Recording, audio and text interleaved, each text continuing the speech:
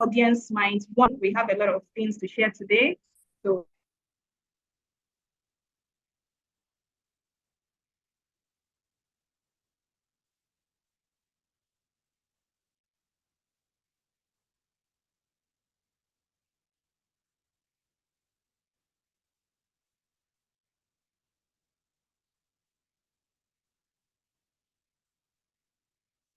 Hello?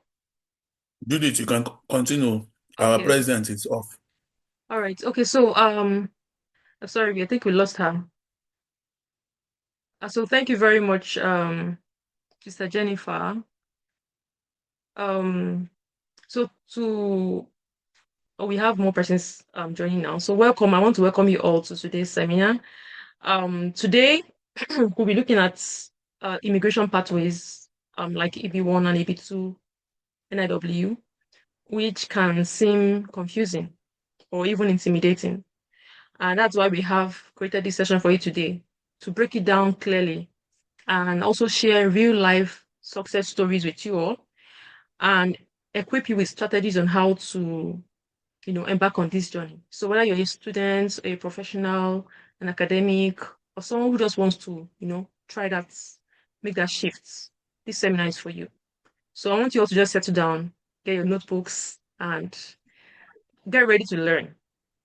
So it's time to introduce you to our speakers for today. We have two very highly successful EB2 beneficiaries. Our first one is Dr. Cosmas, who is more than just a speaker today. He's, like you've all heard, the pillar and the development of the PCDF, who we call PAPA. So he has over 15 years of academic and industry experience across Nigeria, South Korea, and now the US. So today's session, he's bringing a lot of depth to today's discussion. So he's currently a postdoctoral fellow at the West Virginia University and was, of course, previously stationed in South Korea, where he has led a lot of research in AI, IoT, digital twins, and he was able to obtain his EB2 NIW visa while outside the US. So his story today will help us all learn how to navigate into the US while living abroad. We're honored to have him here with us today, and we look forward to hearing all that wisdom he has to impart. Our second speaker is Dr. Hélène, who is also a researcher and lecturer at the West Virginia University. She specializes in sustainability economics and currently focuses on critical minerals, water resource protection, and supply chain resilience. So these are issues that align with the national interest of the US. So, and she applied for her own EB2 NIW while stationed in the US. So this also gives her first-hand knowledge of how to apply as a student or as someone who is currently living in the US and navigates the EB2 NIW domain. So today we'll be listening to these two wonderful speakers share their experiences with us from both inside and outside the US, and how we also can, jumpstart our own journey. So let's get ready to learn. Without further delay, I'd like to welcome Dr. Cosmos to take the floor and start today's session. Thank you very much. The floor is yours, sir. Yeah, thank you, Judith. I want to especially thank you all for attending this event, because if there is no audience, then there will be no event. I want to especially thank Dr. Hélène for accepting to partner with me in this seminar. Ideally, I wanted this seminar all the speakers in this seminar to be females, but I was like, okay, let me share my own experience too. Today, I'm going to be speaking with Hélène. Hélène has been my partner and working with me since I came to the US, and she's going to share her US experience while I will share my outside the US experience. I also want to guarantee you all that in addition to the session being recorded, the organizers and Judith being the seminar coordinator, she has prepared all supporting materials and she has compiled them in a Google Drive. I believe we are going to receive that from her as a follow-up to helping your personal arrangement and planning. The truth is that I can beat my chest that as of today, I have never suffered any rejections in all the people we've guided and supported to apply. We've had 100% success rate. Not because we have done something special, but because we have carefully listened and paid attention to details. Then some people have also come to me and said, is this a marketing or publicity for your job? We don't do any job here. We don't have any job. We are not into any marketing of any product. We don't sell anything. We don't promote any product or any company. We are just a group. And like the president said, usually we do this seminar for ourselves, private. But we were like, for how long? For the past 17 years, we've been doing a lot of things private. It's time to let the whole world benefit from what we are doing. So, participants in this event, let it be clear to you that you are participating free of charge, and no one is asking you to bring anything or pay for anything or bring whatever as a follow-up to this event. Okay, so the presentation today is going to be in two folds. Hélène is going to open up. She's going to spend the first 20 minutes to take you through how she navigated her own as a student in the US. Once she's done, then I will take up the whole class from where she stopped and other things, interesting things that you cannot wait to listen to. So Hélène, fire on. And then once you are done, then I can take over and put everything in proper perspectives. Thank you, Professor Cosmas. Thank you for having me. Let me see if we can share my slide. Okay.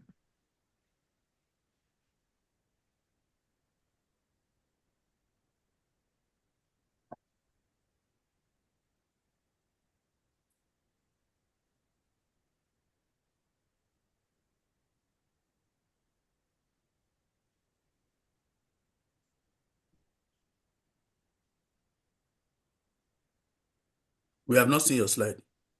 Yes, it's on this way.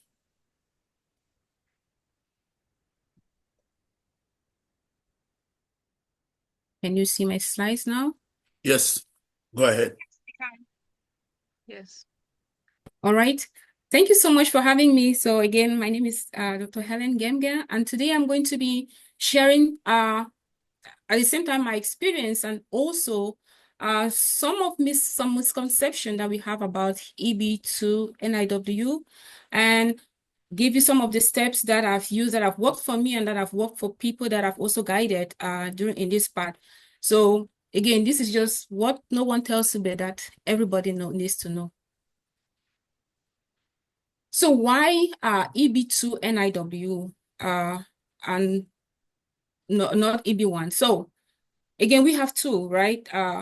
We have more than two, but today I'm going to focus on EB2, and Professor Cosmas is going to be focusing on EB1.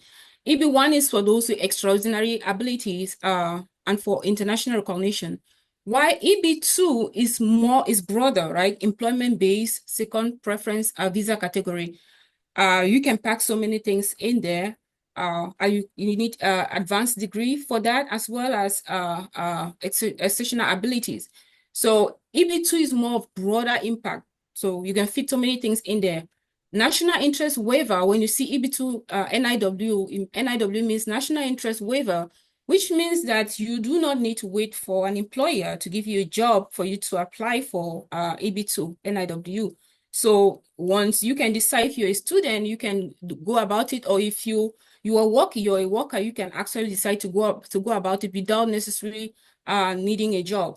So waiver means that you're telling the US that it's in their best interest for them to hire you, for them to give you that certification, because you're contributing, you're adding value to the US. So what is national interest? So it's what that impacts the United States as a whole and beyond, right? You're looking at what is something that I can bring to the US? What is something that I have that I can bring to the US that is going to help them, whether economically, whether in the educational aspect, whether in the public health aspect, whether socially or environmental aspect. It doesn't need to be academic or in a public sector, right? If, for instance, if you're a UX researcher, maybe you can be focusing on designing a new tool for underserved population. That is a value that you're bringing. That is something new that you're trying to, that's a problem you're trying to solve. If you are an energy analyst, for instance, and you're trying to work on a solar deployment modeling in underserved areas, that is something that you're adding value. You're adding value to people in the underserved areas. So you want to like always make sure that who are you trying to help, right? In the US, which sector are you targeting? So you want to make sure that you're specific. As well as if you're a data analyst, look, you want to try to help the government reduce costs. Everybody wants to reduce costs, but you have your own strategies that is different from what is generated out there, right? So you want your goal to be able to focus on something valuable that you're bringing to the US and at large. You have to be able to solve a problem. How are you improving a system that is already in place? So you want to think about it. If I'm solving a problem, then I'm on the right track. The UICIS is not trying to find whether you are impressive. No, right? Is the US better off if this person stays? That is the main question you want to ask. So you want to frame your work around that national benefit, not just about your personal success or your titles and things like that. So this EB2-NIW has 3 prongs. And those 3 prongs is really, really important that you address them correctly, and which comes with how you tell your story. So the first prong is you want to show evidence that your endeavor has substantial merit and national importance. Again, you're trying to solve a problem, right? Is that problem adding value to the United States? The US is bringing people in, but it wants to bring people in that can contribute to the economy, that can contribute to their public health system, that can contribute to their artificial intelligence system and things like that. The second thing is evidence that you are well positioned to advance your endeavor, right? Now, if you mention that you are an engineer and that you're working on something like maybe, suppose you are working on climate. Let me take something on my field. Suppose you're working on something like climate change. Your second prong is supposed to tell you like how my position, like what are some trainings, what are some experience that I've had that can help me fulfill that prong 1, right? And then the third one is on the balance will be beneficial to the United States to waive the job offer and thus the permanent level certification requirement, which means that with all this information that I have, if you look at the standard occupational classification, this job that I have, the statistics are going up. This is, they need more people in this area because they do not have enough. This is how much they are paying, and this is how important this field is. This field is critical. Sometimes it will show you a yellow star, which means that this field has a bright future. Like, it will be in the interest of the US to waive that job offer so that I don't have to stay in the queue and so that I can go faster and deliver that value quickly. So together, these 3 prongs are the backbones of EB2-NIW standard. If you do not do this correctly, you're going to miss the point. So it's really important that you you prepare your petition where you collect the very compelling letters, you prepare your evidence, and all those information all those evidence should reinforce these 3 prongs. So let's look at eligibility criteria overview. So you need to have an advanced degree or exceptional ability. Now, let me focus on advanced degree first. It's not just that you have an advanced degree. Does your field require an advanced degree? Because if you are a cybersecurity expert, do you need to have a PhD? That's one question that you want to ask. Does your field require a PhD? If you're an economist, you might hear economists, most of you need PhD for a certain level to be able to do certain tasks, right?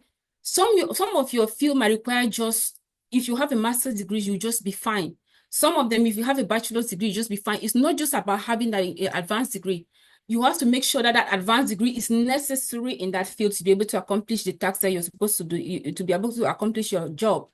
The second one, another thing is that if you have a bachelor's degree, you should have at least 5 years experience in that field. If you have a bachelor's in chemistry, You need to have demonstrated 5 years of experience in that field, serving as, doing something that is related to chemistry, right? Don't say you have 5 years experience, that you have a degree in chemistry and your 5 years experience is in cybersecurity, or your 5 years experience is in something different. It's not going to count, right? So it's not just about having the degree. You want to demonstrate that the position and the industry as a whole require you to have that degree. You also want to prove exceptional ability, right? The combination of your academic, your professional, what are you doing in the meantime? So that's why I always encourage those who are in school, right? Use those times that you're in school to get involved in so many different activities, because those are going to be your evidence. Attend conferences. If you have opportunity to speak somewhere, please do it, like webinars. If you have an opportunity to be in projects, please do those things, because those are evidence that you're gathering. You want to demonstrate substantial merit and national importance. You want to show that your work has clear value and addresses an issue of national importance. It can be in any area. And I already talked about this. You want to show your skills, your track record, all those things that you did, conferences. You want to show that those things are making contribution at the national level that is attached to those the statement that you have at the beginning of your application. So again, you prove that your work is so valuable that it's in the interest of the US to waive that labor certification. So you want to tie your work to the national agenda. There's so many ways you can do that, right? The US always, if you recently, there were so many executive orders that came out. Sometimes the US passed so many different laws. Does your job, the work that you're doing, or does your field fall under those executive orders? Can you use them to back your work? For instance, the Biden administration did this in this year, and things like that. The Trump administration in 2000 and this did this. You want to be able to show that in your field, right? Those are your evidence. Those are proof that your work has some national importance. You want to connect your work to the role to the broader government effort. Another thing that you can know about your job, you want to check this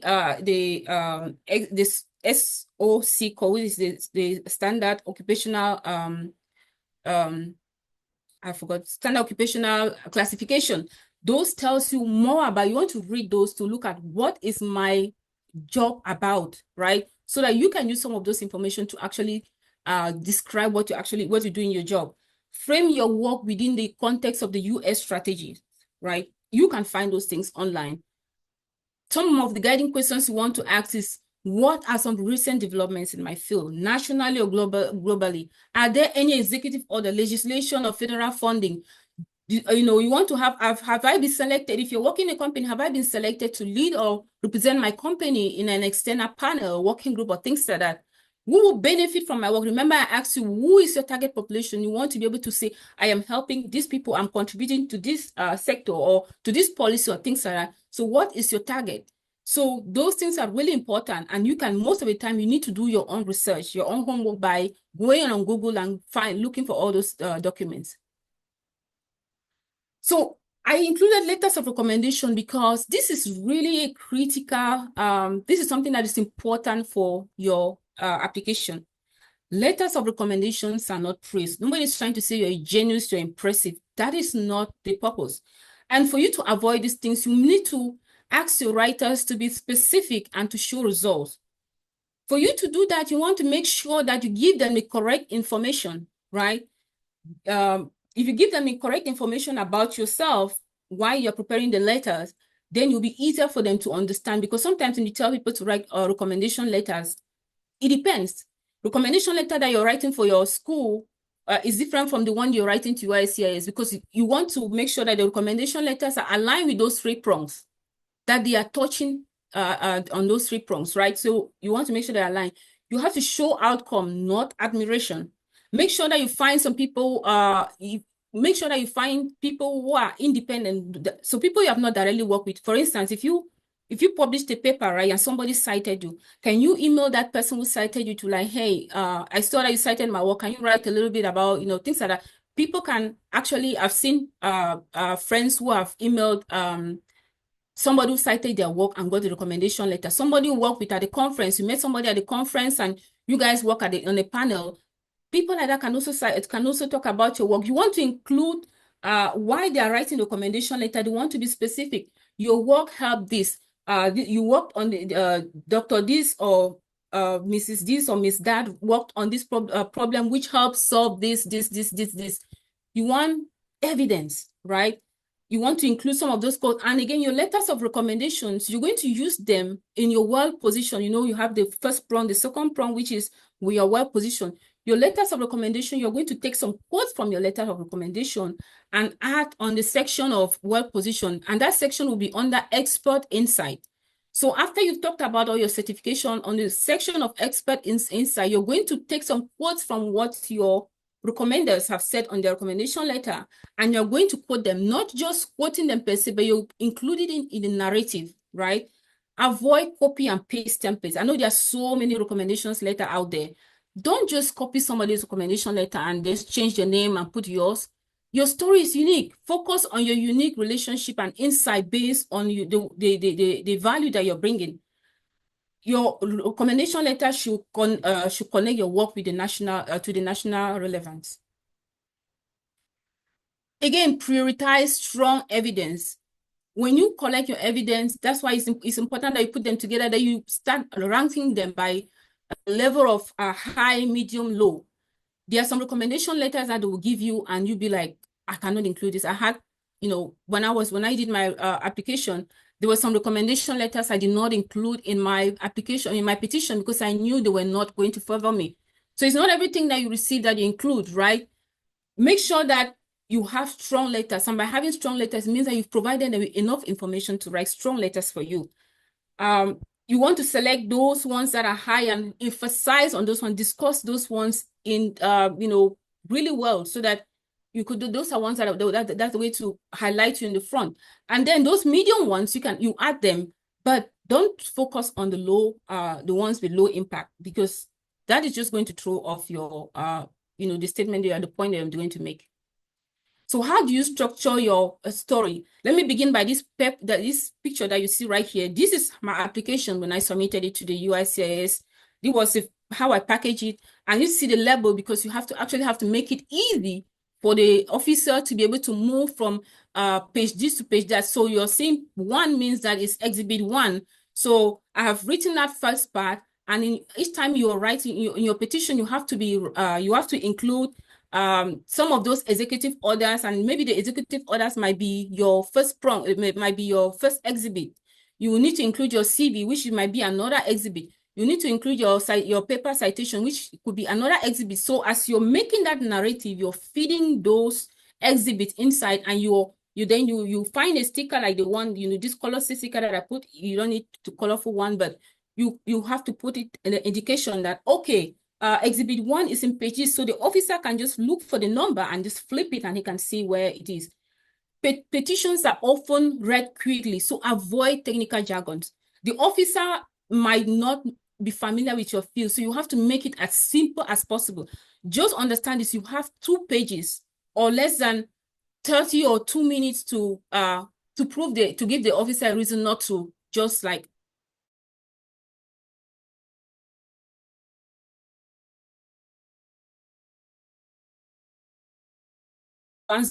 degree, that you have the value, and specifically highlight what value you're adding, and then why you think that you can pursue those value, and why it is important for the United States to waive your labor certification.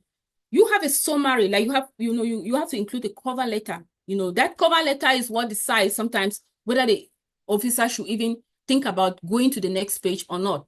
So you want to think like a reviewer, skim first and scan deeper. In short, can somebody take your petition and within 30 seconds, like, yeah, I understand what this person is saying. What problem are you trying to solve? What is your proposed endeavor? You should be able to see it within those first 2 pages. Provide supporting evidence. And then you want to think about it, that your petition letter is like a business proposal, right?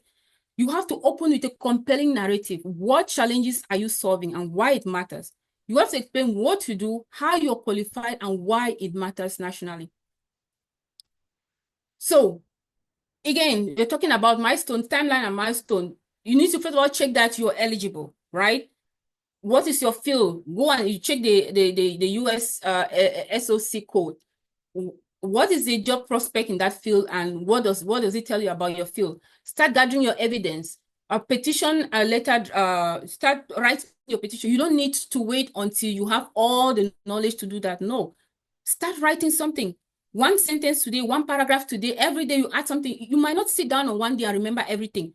You could remember something on Saturday, remember another one on Sunday, remember something in the morning, and remember another one or in the evening. So just start, anytime you remember something, just start just start putting a rough draft. Then you need your petition a letter, so you draft that. Then you have your I-140 filing. When you file that, you need your visa bulletin, depending on which country you are, whether your OPT or STEM OPT consideration, you want to look at that as well. If you're filing within the US, you need Form 485 for your adjustment of status. You need some biometrics, then you give you work permit, and then the final one is the green card. So the thing is, should you hire an attorney or not? Or should you do it yourself? Now it depends on you. Self-petitioning is possible because I have done that. But if you organize and you have time, you can do that. Attorneys can help with complex cases. If you don't have time, you can also pay some people to assist you. I know people who read, you will help you proofread your petition, or help you organize your petition, give you a good storytelling. If you choose to self-petition, you need to focus on some things. Strategic reflection. Start early. It takes time to write a petition. So start early and reflect on what you want to, the problem you're trying to solve. You want to start putting together all your evidence, right? You want to refine your narrative. The more you write, the more you update and things like that. You want to make sure that it has a good structure and flow, just like a good presentation. You just keep, transitioning, building on this foundation in support of this work as a result and things like that. But you also want somebody to read it, right? If you're doing it yourself, have a friend, a colleague to look at it. Oh, do you understand what I'm trying to say? Can you tell me by reading this thing, what is the value that I'm adding? Things like that. So this is just like a process, the fee and everything that you need from start to finish. You need the UIC. So the first section is about the fees that you pay directly to the UICIS. Those are non-negotiables. You're going to pay that whether I like it or not. That is good. The other one is extra cost. So the medical examination, you have to do that, but you have to focus on the UICIS have approved civil surgeon or places where you have to go and carry those exams. You need to think about the shipping fee, the papers that you have to print, especially if you're doing yourself, the stickers, the binders, the dividers. There are just so many things you want to think about when it comes to filing yourself. Other fields that depends on your petitioner is whether you have a large family, whether you're doing premium processing. The premium processing recently changed, so now it's $2,805. Then you need the attorney fee, right? And some attorney will file it. If you have requests for evidence, it's another extra charge. So you want to think about those things as well. So here are some common mistakes. And when I say common mistakes, this one can actually cause your application to be denied. Sometimes people prepare very good application and they forget to sign the form I-140 from I-140. The UICS is just going to bundle the entire thing and send it back to you. So it's important that you have a checklist.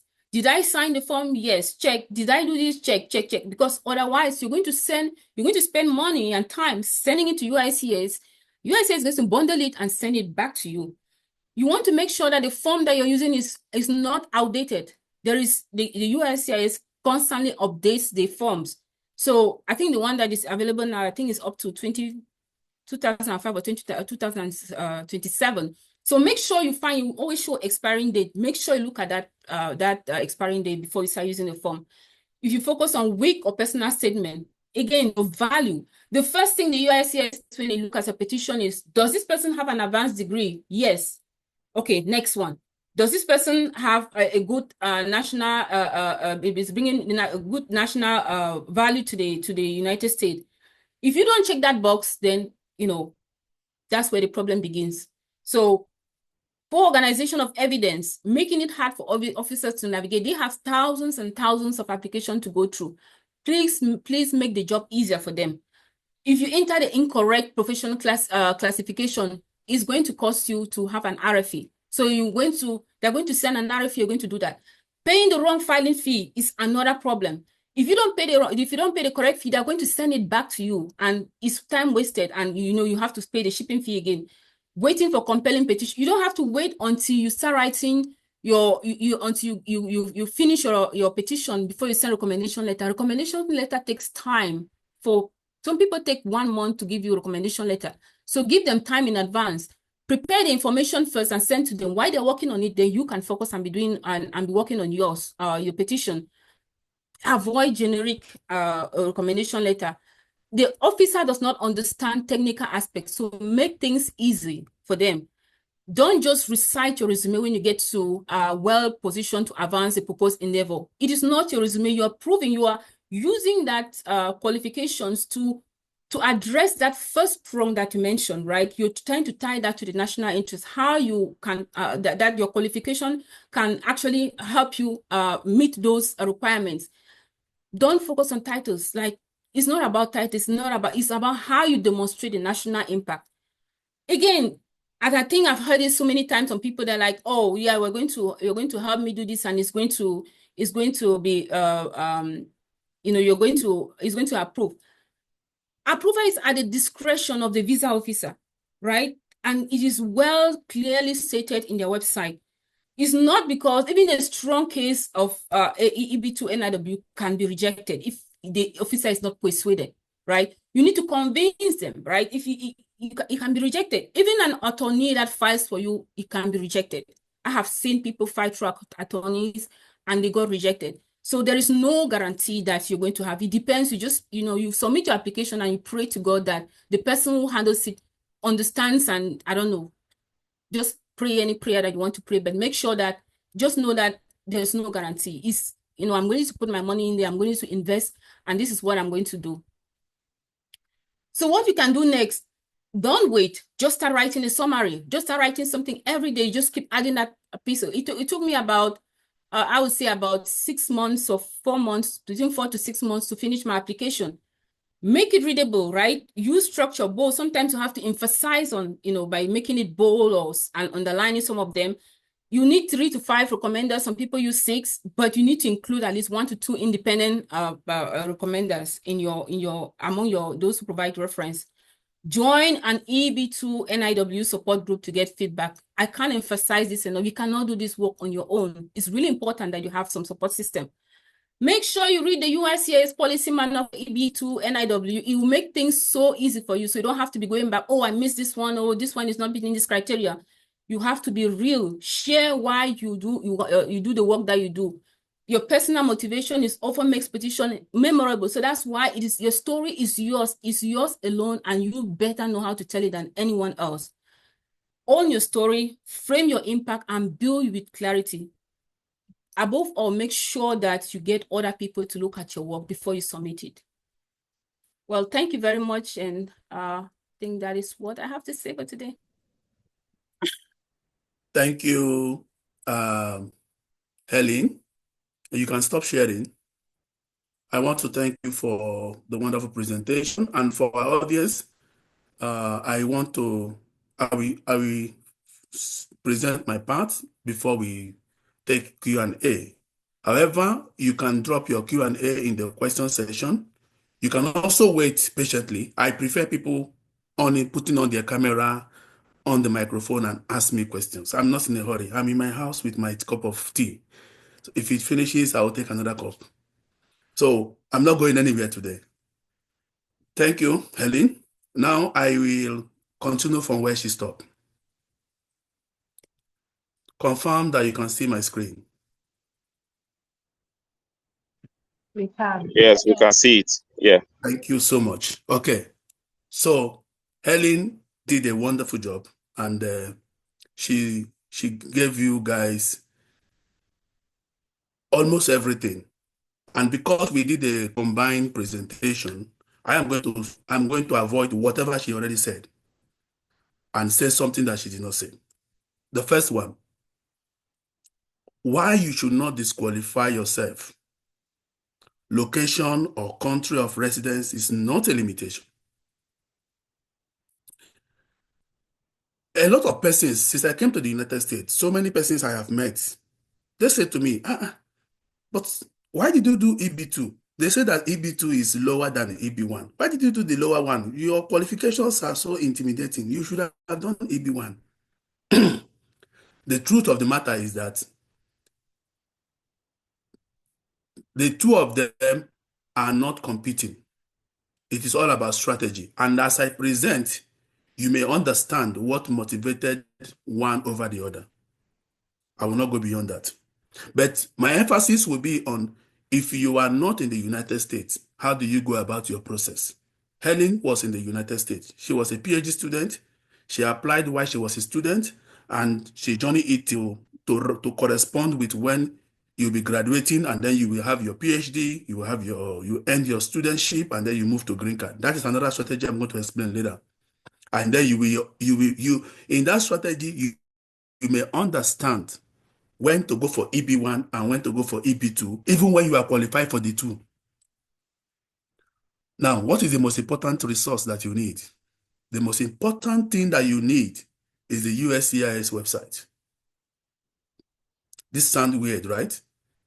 The most important thing for me, in fact, as somebody that is outside the United States, these two links you are seeing here, they are permanently on my browser. I don't close the browser. I don't close it. I don't close these two browsers, because no matter what the attorney is telling me, no matter the EB2 group I joined, no matter the friends and well-wishers that support me, they cannot tell me better than the owner of the document, which is the USCIS. And everything I'm going to be explaining today, I have intentionally refused to source my information from any other place. I'm going to use only the information on these two websites to deliver this lecture. And you will see that my argument that these two websites are the most important thing that you need. The reason I'm doing this is that, why do you use expired form? Because you don't know that this website is existing. So you went to one group, they gave you a form, you use it, fire on. You don't even know that the form you're supposed to use have expiry date. Why do you look for a lawyer? Because you are scared that the job is law, not about your write-up. But if you go to this website, you will discover that your lawyer is also sleeping on this website to read this website, to understand it, and to guide you to follow it. So you are paying the lawyer for helping you to read this link. Why do you pay wrong application fee? Because you did not come to this website. For example, if you check when Hélène was posting, she said that I-140 is 715 or 735 thereabout. I'm telling you, right now as we speak, if you pay that amount, they will deny you because the amounts have changed. The amounts have changed. So you must sleep on this website. You must follow up. Even if you are using an attorney, please always verify. When somebody gives you any suggestion, when somebody gives you any opinion, come back to this website and verify by yourself. If you can click on Facebook, then you can click on this website. If you can click on WhatsApp, you can click on this website. If you can click on Twitter, you can click on this website. So there's no excuse. Now, let's differentiate the two, EB1, EB2. For EB1, we say that the people who apply for EB1 have extraordinary ability. But remember, the EB1 there are three types of EB1. The first people, the extraordinary ability. The second people, the outstanding professors and researchers. The third people, the multinationals and managers of certain companies, and the executives and managers of certain multinationals. Now, category 2 and 3 is complicated, so many people don't go for it because the offer letter that is required, but it doesn't mean people are not going for it. For example, if a university in the US offered you an appointment as an assistant professor in a unique field, you can use that offer letter to apply for EB1 category 2. And because the EB1 is always instanter, which means the moment it is approved, you process your visa. If you get a job in the US, you don't need to go for EB2, right? If you go for EB2, if they give you if a company or a university in the US give you an employment and you go and do EB2, you have lost the job now, because EB2 will take you almost like 1 year or 2 years before it will process. The company will not wait for you. So the EB1 is your go-to. You have to do EB1, get your visa, enter the flight, start coming to the US. However, the category 1 is always the most popular. Why? Because no offer letter is required. You don't require, offer letter is not required, this one. Because of this offer letter not required, many people prefer to go for this, especially when you are outside the US. So if you're outside the US and you want to do EB1, you have to focus on the extraordinary ability. Now, somebody will now say, but sir, you are a professor. Why did you not go for category 2? Remember, I told you category 2. I can go for category 2 if a university in the US can give me employment letter. But I am also qualified for category 1 as a professor with extraordinary ability. And how do I prove it? I need to prove 3 out of the 10 criteria. There are 10 criteria, but only 3 is needed in your petition to prove. Let's go and prove it.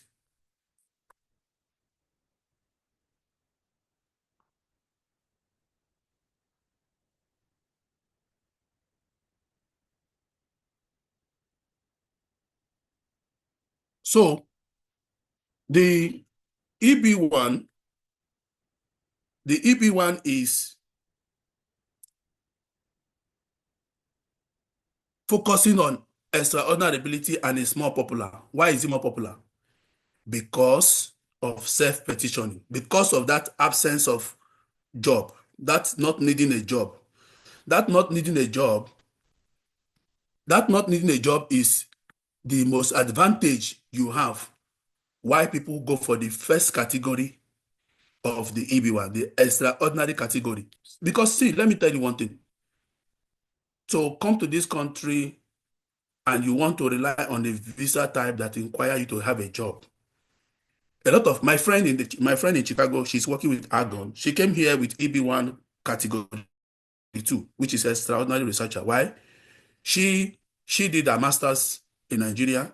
No, she did a master's in the UK, then did the PhD in Ireland. Then during the PhD in Ireland, she applied to Department of Energy in the US as an extraordinary researcher, and she got the job. And then they gave her offer letter. Then with the offer letter, she applied for EB1 category 2. And then with the whole family, she said. So that is very straightforward. But the truth is that out of 10 persons I know, she is the only one that have gotten that opportunity. The remaining 9 persons, we have to go with the option 1 because we don't need to be looking for a job. The process of writing the EB is already a tedious work. Then you want to add the process of looking for a job on top. So people focus on the first one and then they focus on the extraordinary ability, which has to do with self-petitioning. Now let us now look at those 10 criteria and then see which of the 3 are you qualified for.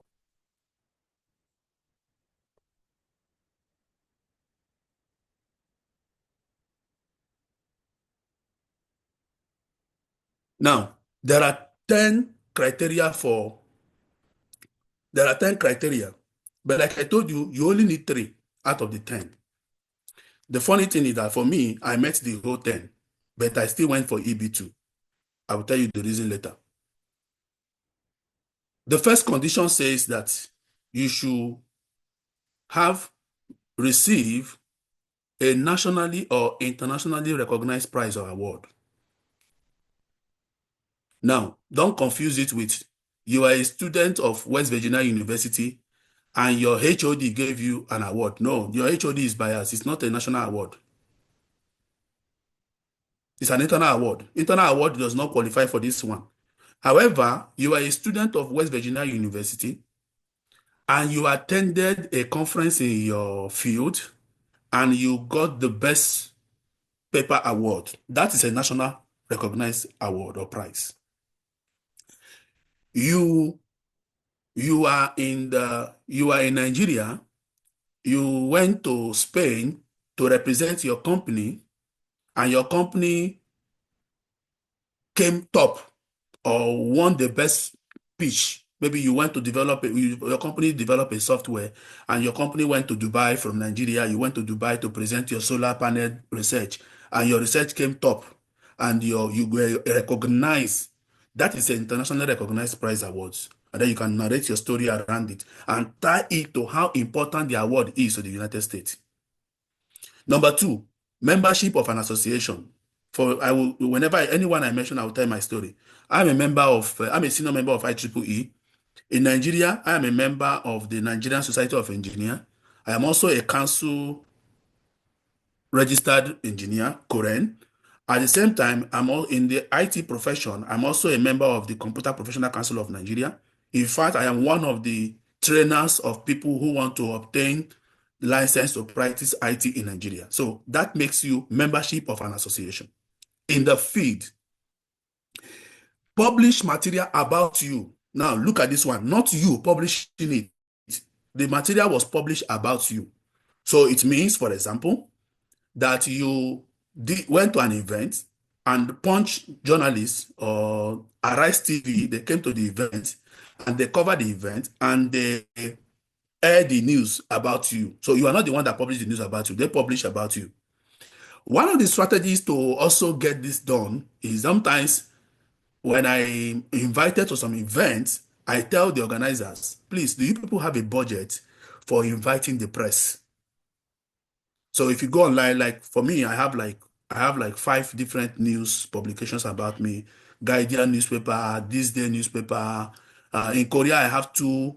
I have one of the TV news and one of the radio news. So sometimes if you are invited to be an event and they have the resource to publish the outcome of that event and you are one of the speakers or you are one of the major contributions, try to see if you can lobby that in.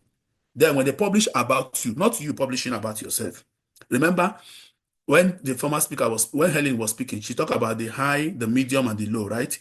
The high, the more the evidence is not fabricated by you, the more the integrity of the evidence. If the evidence is not fabricated by you, the more the integrity of the evidence. Evidence that you have been asked to judge the work of other people. So you went to a conference and you are the session chair. You went to a poster session and you are the chief judge of the poster session, or you are even the judge of the session of the poster session. That is an evidence that you have judged the work of others. Or if you are lucky like me, you happen to be a reviewer of different journals, or you are an editor like myself, then you are already proving that you are judging the work of others. You are a panelist, or you are a software engineer in a company, and your job is to certify people's software. You are also a judge of other people's work. So people bring their software, and your responsibility is to verify that their software is good enough. Or you are a penetration tester, a cybersecurity specialist. You are a penetration tester. People build websites, and they bring it to your company to hack into it or to penetrate it and prove that the website is robust enough. And then you give your ranking and you give your judgment. That makes you the judge of other people's work, because if you can judge other people's work, it means you are an expert. And if you're an expert, then you are a candidate of EB1. The next one says your original scientific or scholarly, artistic, athletic, blah, blah, blah contributions. This has to do with your profession. For those of us in research, it's very easy for us. Why? Because we can combine this one and the next one, which is the authorship of scholarly articles. But remember, when we say scholarly articles, it doesn't have to be journal articles. If you are a researcher, you can publish in journals, you can publish in conferences. If you are not a researcher, you can also publish in your field. But remember, if you have a personal blog, you are the one that is the owner of the blog. You are the one publishing in that blog. You are the one controlling the blog. You cannot say you are published, because you are the editor and the reviewer and the chief commander officer of your own. So whatever you want to post, nobody is controlling what you post. However, if your blog becomes an authority in a particular profession, even though you are the owner of the blog, you are the one deciding what to post, because a lot of experts in your field are now looking forward to your blog for information, we can also call it a scholarly article claim. For example, somebody can be posting on LinkedIn every day on a particular subject matter. And before you know it, the person is having like 1 million followers on LinkedIn. And the 1 million followers are following you because they are coming to learn Python programming from you.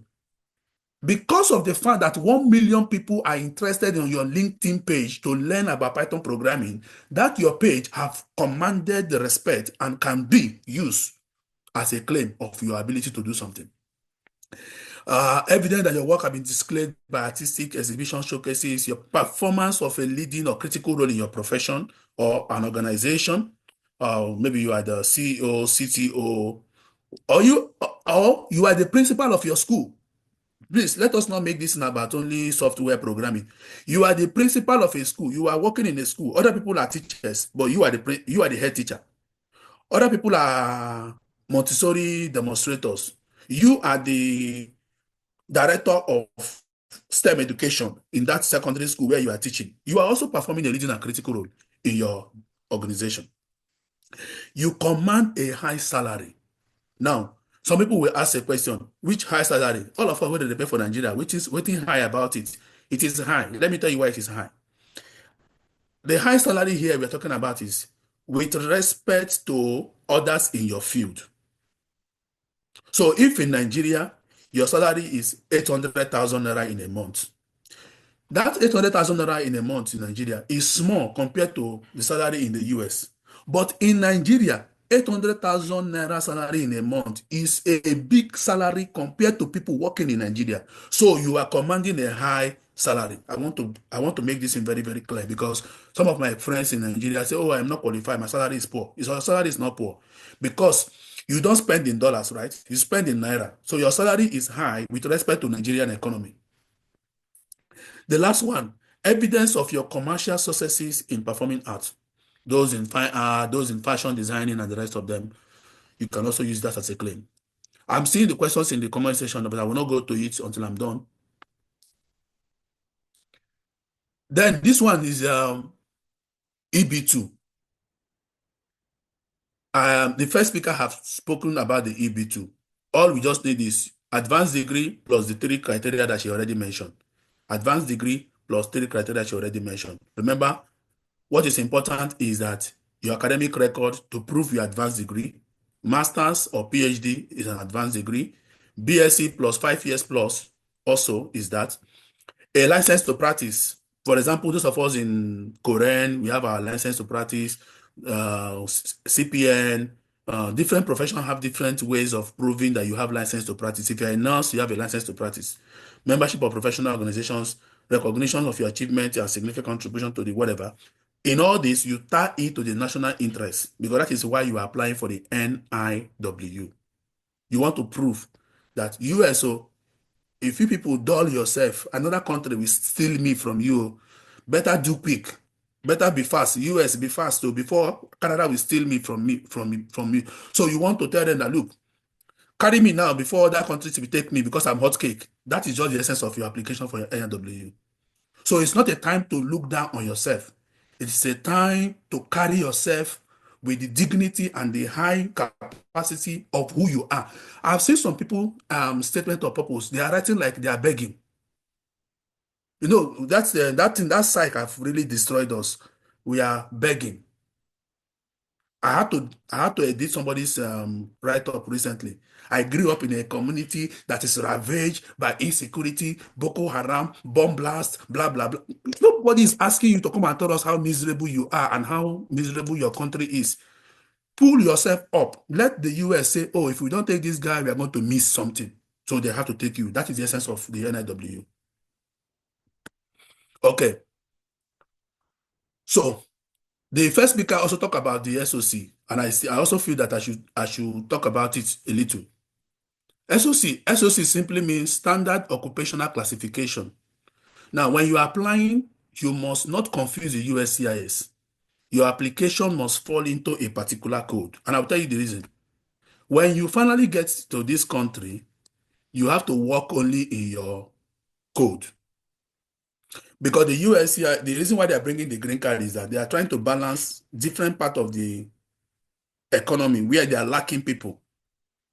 So if you get your green card and you come to the US as elementary school teacher, and you finally, immediately you arrive here, you went and register for School of Nursing and want to turn to a nurse, only, they don't agree you. You have to keep teaching that elementary school though, because you are coming here to block the gap, to make up the space of elementary school. The time to turn to nurse will be in the future. Maybe after your 4 or 5 years, when you have become a citizen and you are tired of your green card, you want to now work as a citizen. Yeah, you can go back to your nursing. But that thing that brought you here to be a nurse, you have to practice it. That thing that brought you here as a software developer, you have to practice it. That thing that brought you here as an AI, like myself, my petition was on explainable AI. That was my petition. My petition was seriously on explainable AI and using it to bring about trustworthiness and confidence in the AI for the critical infrastructures in the US. As a matter of fact, the critical infrastructure I even used in my example was electric vehicle. But when I finally arrived in the US, the critical infrastructure job I got was the power grid. And now I am working in explainable AI for power grid at West Virginia University. So even if tomorrow somebody is willing to pay me $2 million to be a public speaker in the US, I cannot accept the job because I came here telling the US I am coming here as an AI engineer for critical infrastructure. So all the jobs I will keep applying for in this country will be computer science, electrical engineering, computer science, electrical engineering, until the day I want to retire. I can now retire to something else. Now look at this. So the SOC defined the job role. The SOC set the prevailing wage. So you see the idea of the people who are doing this kind of job, the kind of money they are being paid. And then the SOC will match the job duties. So these are examples of codes, some examples of numbers of codes that you can put in your petition I-140 when you're applying for a particular job. Elementary school teacher is 25-2021. Musicians and singers 27-2042. Music directors 27-2041. Music directors does not have to be Davido. There are music directors who are in the music schools, who are in the universities, even as a professor. One of my professor friend in West Liberty University here in the US is a music director. Even so, it doesn't have to be Davido before you can apply. Now, my story. Now, the thing is this. If you look at the budgeting of this petition, you will agree with me that the moment you go for EB1, in less than 6 months, you are already in the United States. And you must make sure that you are financially ready for such a quick and hurried movement. Number one. So, my first reason, the EB2 allows you a spread of time to gradually take things one step at a time without financially being overburdened. So you spread your expenses over 18 to 24 months. But the EB1 is as it is hot. You get them today, you have to start coming. Your flight ticket, your whatever. Now it is sweet for guys who are single, but for people like me who have family of 5 and family of 6, you will see that it is not an easy movement to have a family of 6 and you want to quickly yank off yourself from one country and go to another country. Then the second reason again why I did not do EB1 was because I was ignorant about EB1. Yes, you heard me right. I was completely ignorant. I never knew I was qualified for EB1. I did not even know I was qualified. All my attention was because I know that EB1 requires employment letter, but I did not read that website very well to know that EB1, the first category, does not need offer letter. So when I was reading it, my mind did not, I didn't read it very well. I just took that, okay, EB1 people, they need a job. EB2 people, they don't need a job. So let me apply for EB2. That was the first mistake I made. But that mistake became a blessing for me because while I was in South Korea, I have a job. And the job is as well paid as whatever job people are doing in the US. So why am I going to leave my well-paid job in South Korea and start running down to the US?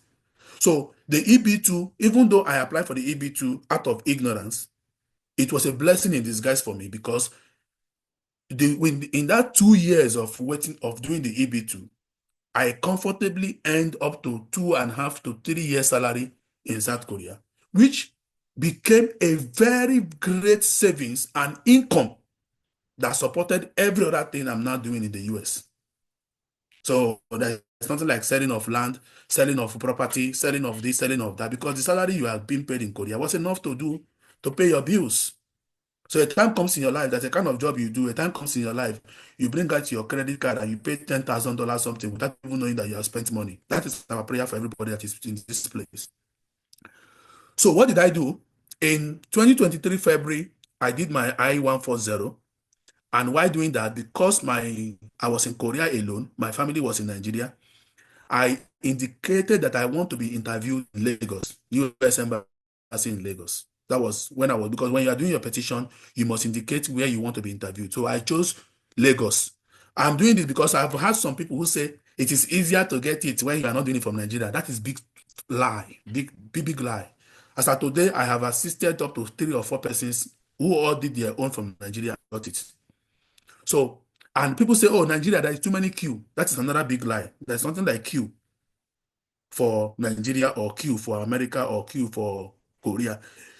The moment it is time for you to be interviewed, the embassy must look for a way to call you and interview you. Even if it means to interview you at the gate, they must just look for a way to do it. Remember, this is an immigrant visa, not non-immigrant. The people doing DS-160, yes, they can worry about queue, but you are doing DS-260, so the queue is not an issue. So on the day of June 12th, when Nigeria was celebrating June 12th, Abiola Day, my petition was approved. Now take note, between February and June, how many months? 4 months. I did not pay for premium. Number one. Number two, I did not include any reference letter because I knew I was qualified for EB1. And if I'm qualified for EB1 and I'm applying for EB2, there is no need of me going to ask people for reference letter. I did it for myself, no reference letter, nothing. I submitted it because if you meet the criteria of EB1, then there is nothing to disqualify you in EB2. So I didn't use reference letter, I won't lie to you, but I don't recommend. Please try to use reference letter, but I did not use it. Personally, I did not use it. So in June, it was approved. Then in August, the visa application invitation was sent. Then I have to now do the DS-260, do the visa application. It took almost a year for the approval to the next level, that is the invitation to the medical. Why? You were going to see it in my next slide, why it took up to 1 year. I will explain to you in my next slide. Now, funny enough, when it was time to do the medical, the USCIS insisted I must do it in Korea because I live in Korea. So I did my whatever in Korea, did everything in Korea. In October, I got my green card. Then I now reminded the USCIS that even though you have given me my green card in Korea, you have not given my family, because my family cannot come to Korea. It will cost me so much money to bring my family to Korea. And if my family come to Korea and you deny them visa, I will be having double jeopardy. I would have spent so much money to apply for Korean visa, spent so much money to fly them to Korea. They come for the interview, you deny them the visa, then I'm the one that's going to be a heavy loss. Kindly move my file back to Lagos where I want you to do it. So it took them 2 months to move it to Lagos. So in December 2024, they moved it to Lagos. And by February 2025, they gave my family the visa. They have to give them. There is no option. There is no argument about that. Now, like I said, the USCIS website is my Bible in quotes. Apologies to Christians here. And these links are very, very important. So here is the link that tells you all the steps about EB2, because most people will always want to EB2, except if you are under pressure. Maybe you are in the US and you are under pressure, your visa is going to be, change of visa status cannot wait for a long period, then you challenge EB1. The petition, the website for submitting the petition is the second one, visa. And this third one is the website where you check your status. So you come here to cac.state.gov to check your status from time to time to know when your applications have been approved or not. And the last one is what they call the National Visa Center. For those of us who are outside the US, we are not going to do 485. like Helen have said, 485 is adjustment of status. Now, you only adjust your status if you're already in the country. But if you're not in the country, you apply for visa. So why the people in the US are going to do 485? Those of us outside the US, we are going to go to MVC to apply for visa to move into the US. Airports in the US, the border control will not interview you for the last time. If they interview you for the last time and check your material, they are the one to now give you the green card at the airport. You will not be given green card in your country. What they will give you in your country is visa. But when you arrive at the airport, they will now give you green card. They will stamp the temporary 1 year for you and tell you to go home. In your home, in the US home where you are, within 30 days, they will now deliver your green card for you, the one that have 10 years expiry date. So they will deliver your 10 years green card to your house. And then within the 10 years, you can decide how to maximize your 10 years towards your journey to citizenship if you are one of those interested in becoming a citizen.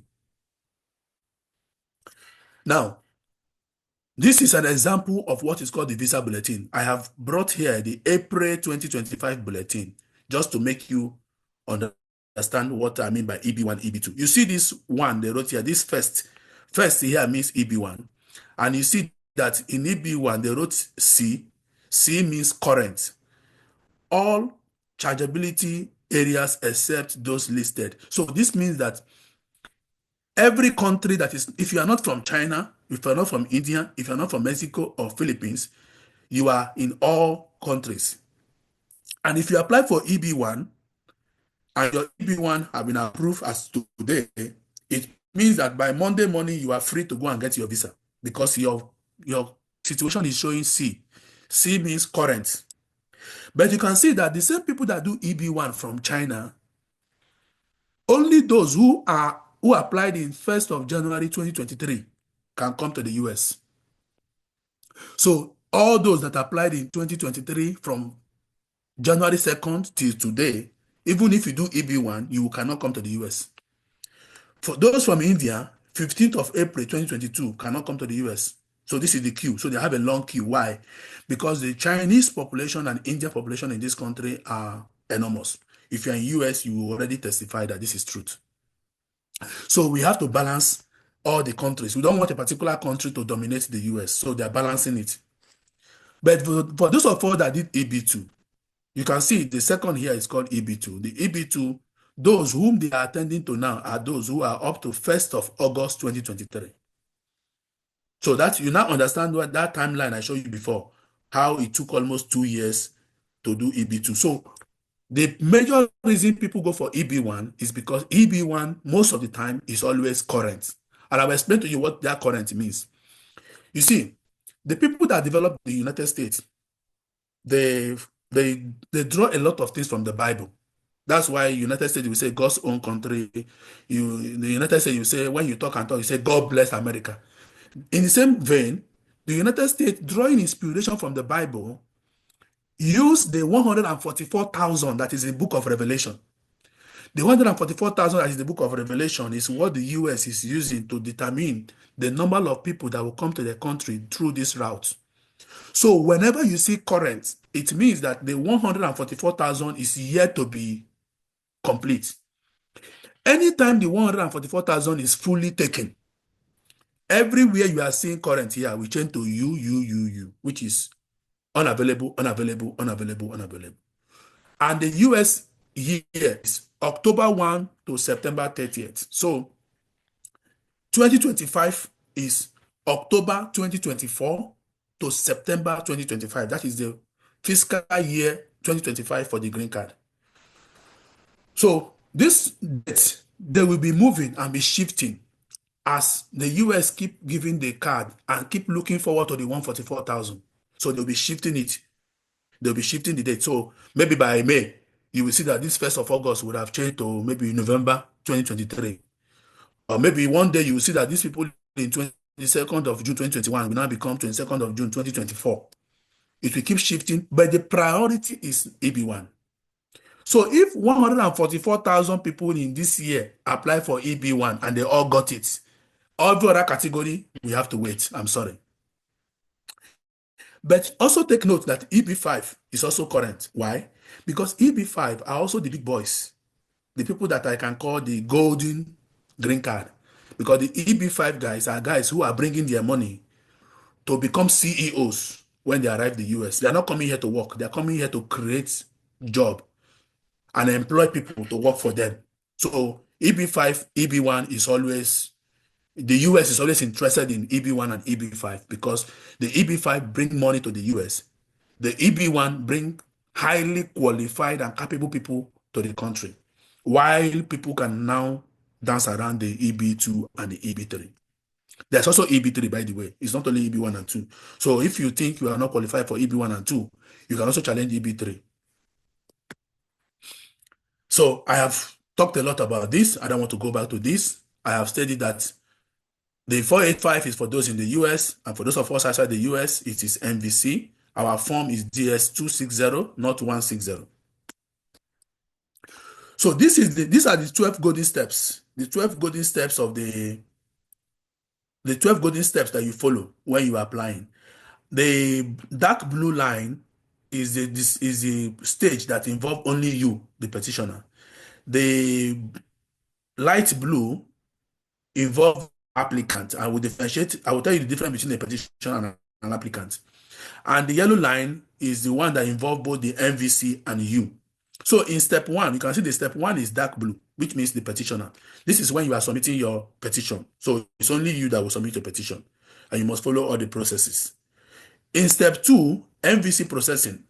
The MVC is involved. You are also involved. The MVC will invite you to apply for the visa. They'll give you a link where you will do wait for the visa, while you will prepare the materials you need to use to apply for the visa. That means before you can get to step 2, it means your step 1 was already approved.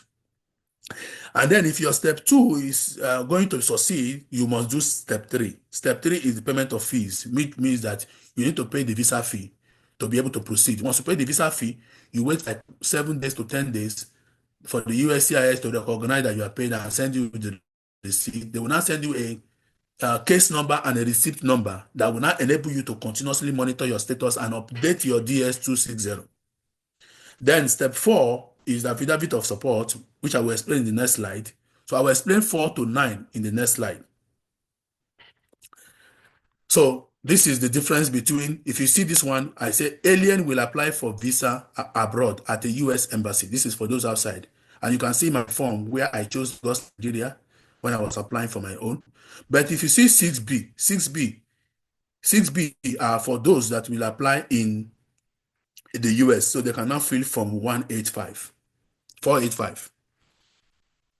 Now, to pay your fees, your immigrant fee and your affidavit of support fee, the difference between the two, I will explain the affidavit. I will explain number 2 for you in the next slide. So the immigrant fee simply means your application for visa, the normal money you pay for your visa, $325, $485, depending on whatever the MVC advertised at a particular point in time. You pay it, and once you pay it, then it's now official that you are now applying for visa. Then the portal can now begin to work.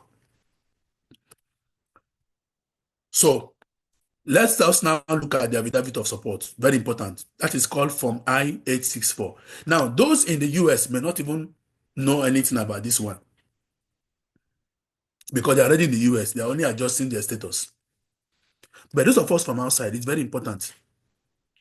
So step 4 to 9 is all about affidavit of support and all the documents you need to put. Affidavit of support simply means that a document that shows that you can feed yourself as expert where you be now. You say you are expert. You say you command big salary. You say you are a big boy. You are coming to the US. That the US will allow you to come in. The US is now saying, Oga, how you go take it when you come? Assuming say when you finally come, you no come get job for the first month or second month or third month. If you no get job, where till you go dey chop? This is what they mean by affidavit of support. You want to prove to the US that you can pay your bills when you come, and then within some time you can navigate your way. Now, to do that, there is what is called the there's a link where you can calculate what is needed for you to use to prove that you can pay your bills. It is so on this website. If you click on this website, you will choose the part of the US you are planning to settle, and then you put the number of family size that you have. For me, I put 6, and it gave me $43,150. If I have a veteran affiliation, which I did have because of my younger sister anyway, but if you don't have a veteran affiliation, your affidavit of support will be $53,967 because you have a family of 6. Now you go marry, now you born now. So we know the regret. No, but if you are just single, it's very small money. If you are just single, it's maybe something like around $18,000 or thereabout, or 9,000 something. I don't know the actual figure right now, but all my examples are for family of 6. So whatever I'm telling you here is for family of 6, based on myself, my wife, and my 4 children. Now, the US, for me, I don't need to have this money in my account. So what did I do? I'll tell you my story. What I did was simple. I just get 2 persons in the US to give me their certificate. Gave them the Form I-864 to fill, to be my support. Now, even if I have the money, I don't want to go through the route of me proving that I have the money. I don't want that stress. I picked 2 people from the US, 2 of them combined. They fill the A64 and A64A. This person bring his own 20-something thousand. This person bring his own 70-something thousand. Combined together, it gave me like 80-something thousand. Now, they're not bringing money. They are only bringing their tax clearance in the last 3 years. They just bring their tax clearance. The tax clearance will show that they have such money. They don't need to have, even if their account is 0.00, it doesn't matter. So those 2 people filled the form for me. They gave me their pay slip and their employment letters and their tax clearance. I just attach it and I label it affidavit of support. That's all. And it was accepted. It's faster for me than trying to bring my own statement of account from Nigeria. I don't want to stress myself, because that one now we start looking for whether they trust your statement or whether your statement is fabricated or maneuvered. So if you are lucky and you have a friend in the US or you have family members in the US and they are willing to do that for you, my brother, jump at it. It's a very huge favor that if anybody is willing to do that for you, that person is your real friend, because it comes with a consequence, and I'll tell you the truth. Let me tell you the consequence. The consequence is that whoever fills that form for you, if you come to the US and you are unable to feed yourself, the US will demand that person to feed you, and the person will feed you for the next 10 years. So for the next 10 years, the person is responsible for feeding you, because you want to become a public charge, and so nobody wants to fill that form. Because who want to fill a form that I'm going to be feeding you for 10 years? Nobody want to fill that kind of a form. But if you have friends, if you have built social capital over the years, you have built network, you have a lot of people around you, you have been helpful to people in the past, people are always waiting in the future to help you. The people that fill my form, they know that I'm not going to be a problem to them. And I've never been a problem to them. When I arrived this country, I stayed only 7 days in Texas, and I entered the next flight and I moved to the Morgantown to start my job. So I only stayed in their house for 5 days, 6 nights, and that was all. I ate their food for 6 nights, and then I entered flight and moved over to Morgantown to start solving my problem and working for myself. Now, I've covered step 1 to 9. Step 1 to 9 is very straightforward. But for step 10, to prepare for the interview, because people here prepare for 485, we prepare for interview in Nigeria or Africa or any other country. The first step is the medical examination, which you have to go to the US approved doctor to do that. You must do that. Now, people say the US will not give you the hospital to go to. They will not give you the date to go. They will only give you the list of doctors approved. It is your personal responsibility to go through those hospitals and choose anyone that is cheaper for you to pay, because all of them they charge different amount of money. So the one that charges me, I go for the one that is cheaper, because after all, they are all US approved, right? So the one that is cheaper, I go there. Or the one that have the earliest possible available time, because sometimes they are busy. They have a lot of appointments. So the one that have very good dates, I go there and book my appointment, go for the medical. Then the next one is I go to the embassy website and create my courier service and follow the embassy specific instruction. So Lagos, for example, let me give you an example. Those of us in Nigeria. In Lagos, do you know that in Lagos, interview is now done twice from beginning from January 2025. So in Lagos now, you will go for medical interview, medical test in the surgeon. The medical doctor will send your result to the US Embassy in Lagos.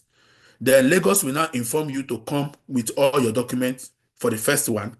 You go for the first one, they will check your document. When your document and everything is complete, they will seal it and cover it and give it back to you and say, go home with this. And they will now give you another day to come for the actual interview. So in Lagos now, we go for interview twice. The first interview, document check. Second interview, the real interview. In Korea, we go for interview only once. We do document checking. In Korea, they do document check by you uploading it and sending to them by courier. Finish. They check on their own and they wait for you on the actual date of interview. But in Lagos, you have to go physically to do the first one. They seal it, they give it to you. You go home with it. You come back with your document on the actual day. So if you're in Lagos, take note of this new development, or you can also visit the US Embassy Lagos website for specific instructions.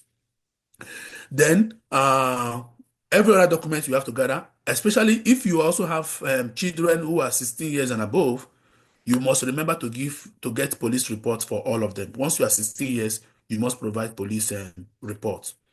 And then you must provide your original certificate. Luckily, the police certificate that you have can still be used within 2 years. Those of you from Lagos, from Nigeria, I know your police report, they say expire within 3 months. Ignore that comment. They write within 3 months, but the US Embassy recognizes your police report within 2 years, even if Lagos is writing 3 months on top. Then the step 11, I'm almost rounding up. Step 11, the things you bring to your interview. So when the embassy invites you on the first document check, the letter inviting you for the document check will specify the document you must bring. Please follow the list of what they ask you to bring strictly and arrange it in the order that was in that letter to make things easy for everybody. Your appointment letter, your passport, which must have 6 months validity within the time you are going to come to the US.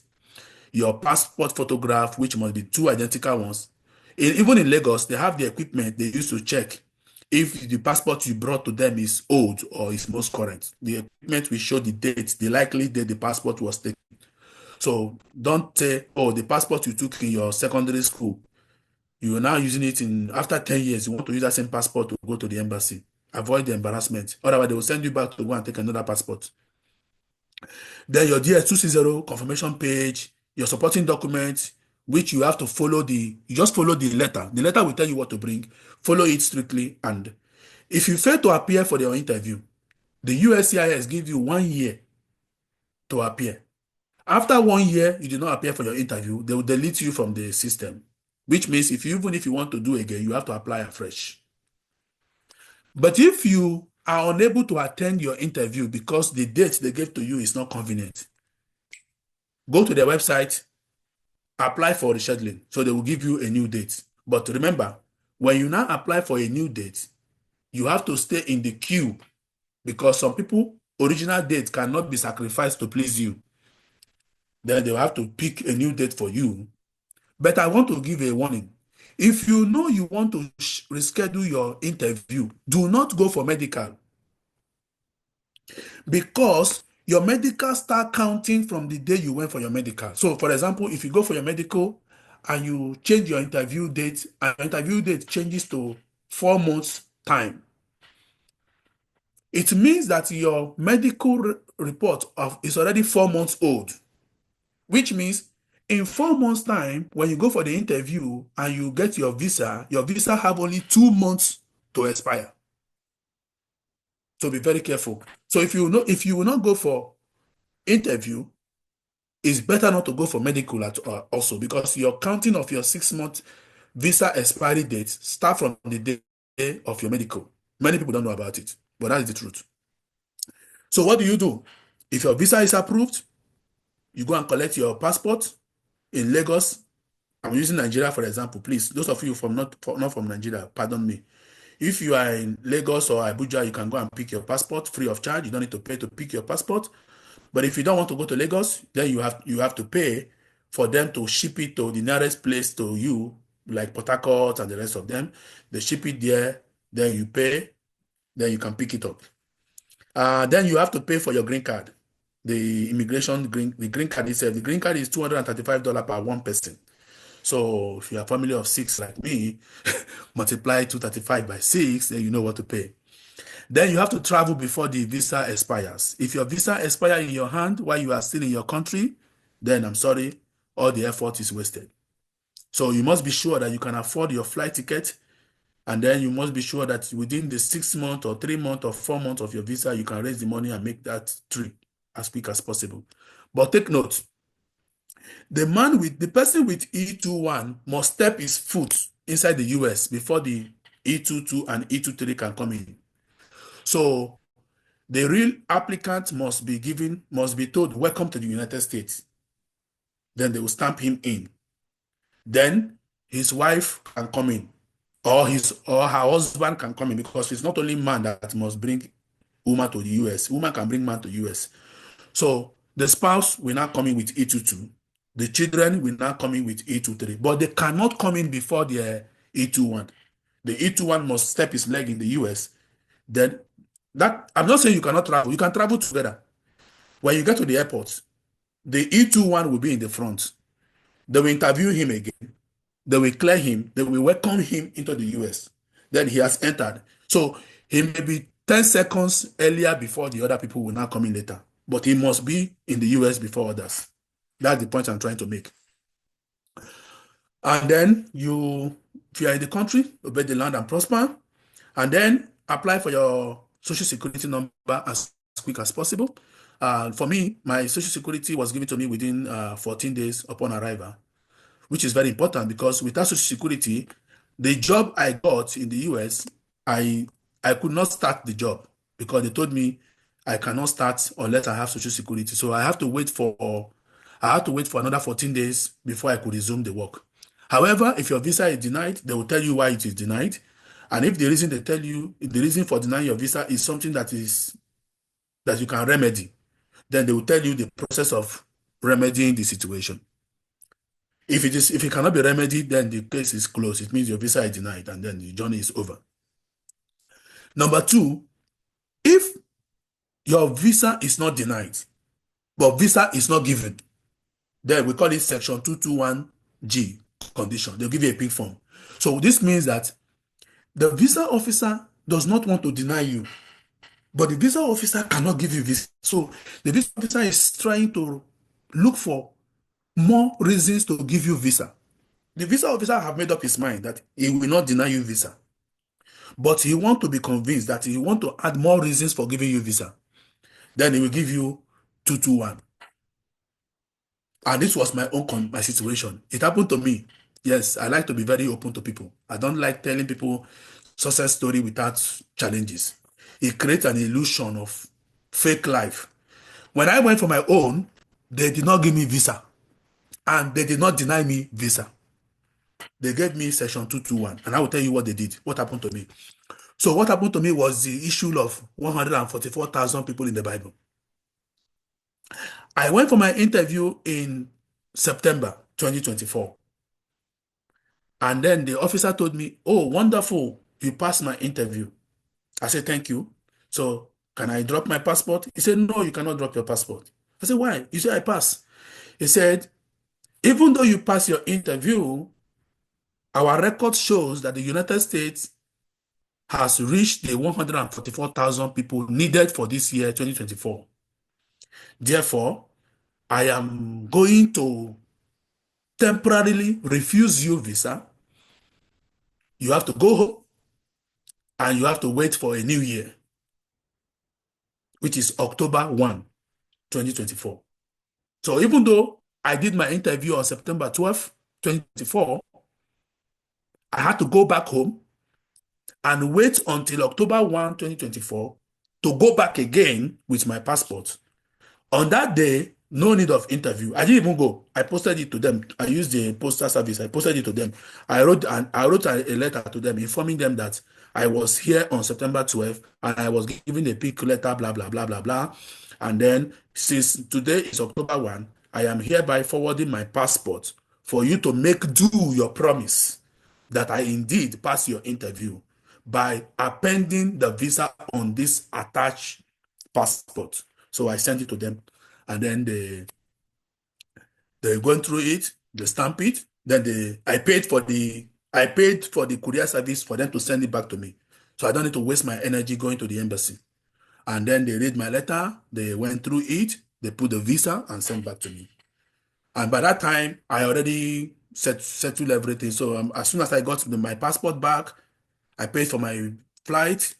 2 days after, I take the next flight because I was already behind. So by getting my flight, my visa, within 2 days, I entered the flight and started coming to the US so that I will catch up with the job I got in order not to lose the job, because my employer was already getting confused. How can you say you have a visa and you don't have a visa? Because many people living in the US do not know the meaning of Section 221G. People don't know about it. People just think that if you went for interview and you don't have visa, it means you were denied. It's not true. You can pass your interview and not receive visa, even though you have not been denied. It happened to me, and that is why I'm telling you the story. And that is why I cannot forget 144,000 people in the Bible. Okay, so this is the average cost of money that was spent. The first speaker already said something similar, so I don't want to repeat myself, but this gives you an idea of the type of budget, and this also makes you understand why somebody like me preferred the EB2, because I am not sure I can spend this money at a go, but it was easy for me to spend them milestone by milestone. So I spend each money at a particular point in time, not bringing out this money at once because I don't have such money. If you have the money, it's okay. You can do your EB1. There's no problem with that. And the first speaker talked about exhibits, and she talked about the importance of orderly arrangement. Orderly arrangement. My petition was 187 pages. And 187 pages, you don't want it to be boring, right? For the person that is going to go through it. So this was the way I ordered my petition. My exhibit 1 and 2 labeled. Hélène make use of a sticker and blah, blah, blah. Me, I'm old school. I didn't use sticker. I just used table of content, and I guided them into the page number to go to for this, to this, to this. Arrange it in an orderly manner. Make sure that they are well paginated, well written, well arranged, and then I posted it to them. By the way, we did not post it online. We post it manually using the USPS. So if you have a friend in the US, it can also speed up your submission, because it means instead of you posting from Nigeria through DHL, you can just send your document, colored printed document by email to your friend in the US. Your friend will print them out, arrange them properly, and then go to the nearest USPS post office or FedEx and help you to post to the nearest place. Thank you very much. I know I've taken a lot of time, but it is worth it, and it's time to now begin to respond to your questions. Oh, wow. Let me start with We have one the people question. who are already in the group. Some people have dropped questions in the group. Hélène, are you there? Yes. Okay. So Hélène, I am going to read the questions. If you have an answer, you answer. So somebody say, does being a member of ISC2 and or ISACA applicable? Okay, so let me answer that, Hélène, because that is our own field. Ikenna, now my boss now. Okay, hello. Okay, so the answer to your question is yes. Thank you. Yes, the answer to your question, let me not beat around the bush.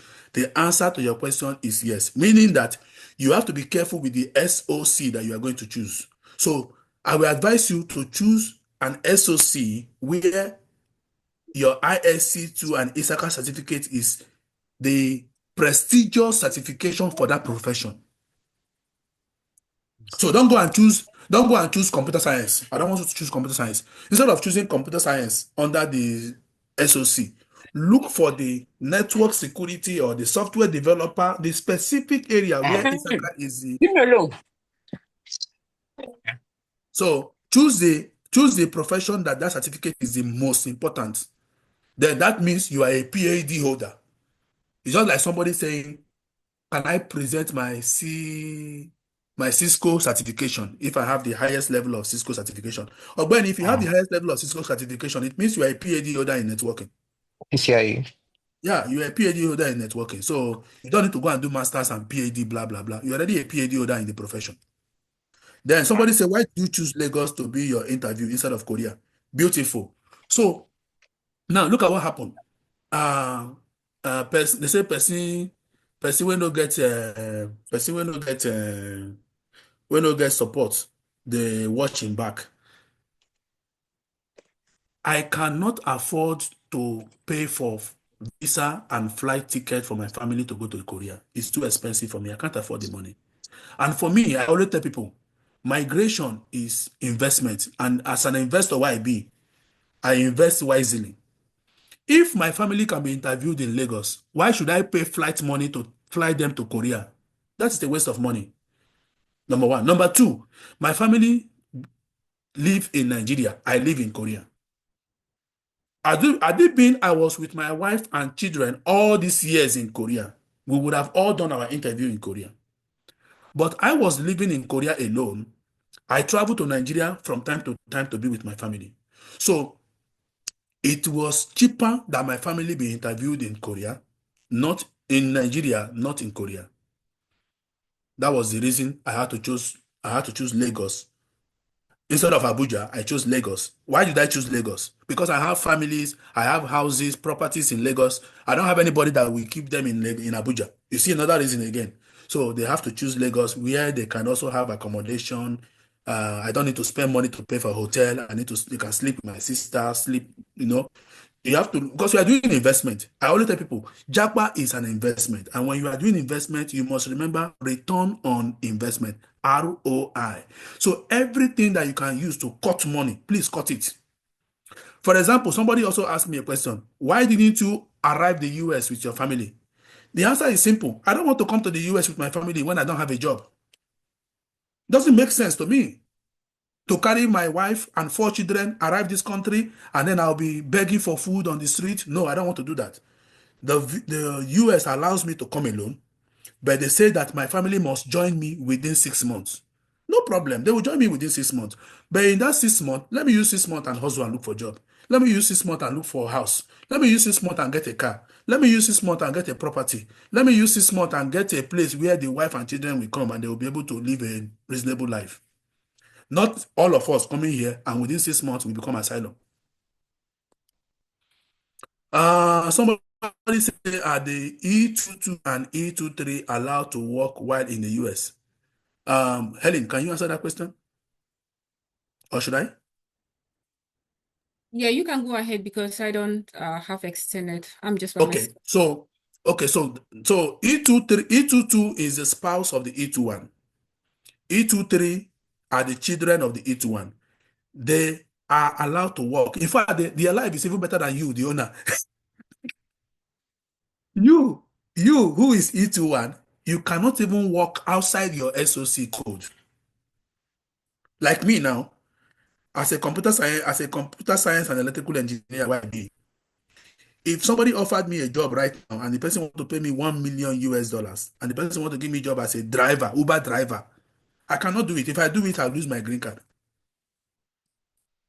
But the E22, my spouse, my wife can do any job.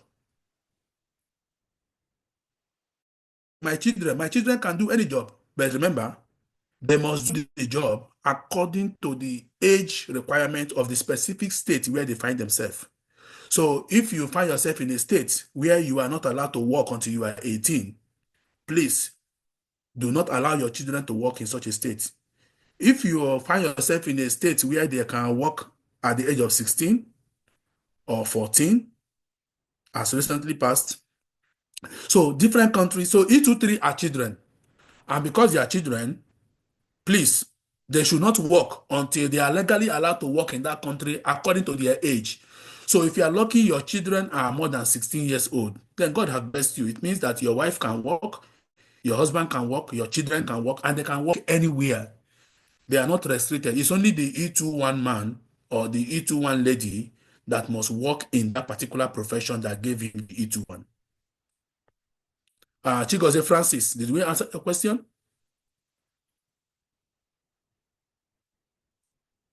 Chigozie Francis, did we answer your question? Yeah, he said yes. Oh, thank you. Let's go to Ogaikena again. He said, what is your take on choosing specific EB visa processing center? People say Texas Center is better and have missed that section if it was handled. Hélène. Yeah, I don't think you can choose a center per se. It depends on where you are located in the US. So every region, so you have to look at where you send your, you have to go to the USCIS website and it tells you, depending on which state you are, it tells you where you have to send your application. So you cannot really decide where it's going. Another thing is maybe if you do premium processing, it looks like premium processing might go to a different center. But I know that usually Texas is faster when it comes to treating application. But again, you are not looking at faster, you're looking at you're preparing a good application, a good petition so that whoever is treating it can approve it. So yeah, with Nebraska is really, really slow. So you want to check where, I think it's based on location. You don't really choose. I don't know how they distribute it, but sometimes you apply, it goes to different locations. I don't know if I had a question. So, Dr. Hélène, thank you. So, Ikenna, the what Hélène said is very correct, but it's very correct, especially for those in the US. But I know your question is for those outside the US. And yes, you can make life easy for yourself by going to the center that is more favorable if you are outside the US. And I'll tell you why. I'll tell you how. So if you are outside the US and you are petitioning by yourself, it means that you are not using a lawyer. If you're not using a lawyer, then you have to choose a US mailing address that will allow you to submit to Texas. Because your mailing address will influence where you to submit. So in my case, let me give you my example. In my case, I was lucky. My younger sister was living in Texas. So in all my application, I use my Texas address, which allowed me to push myself in that direction we're talking about.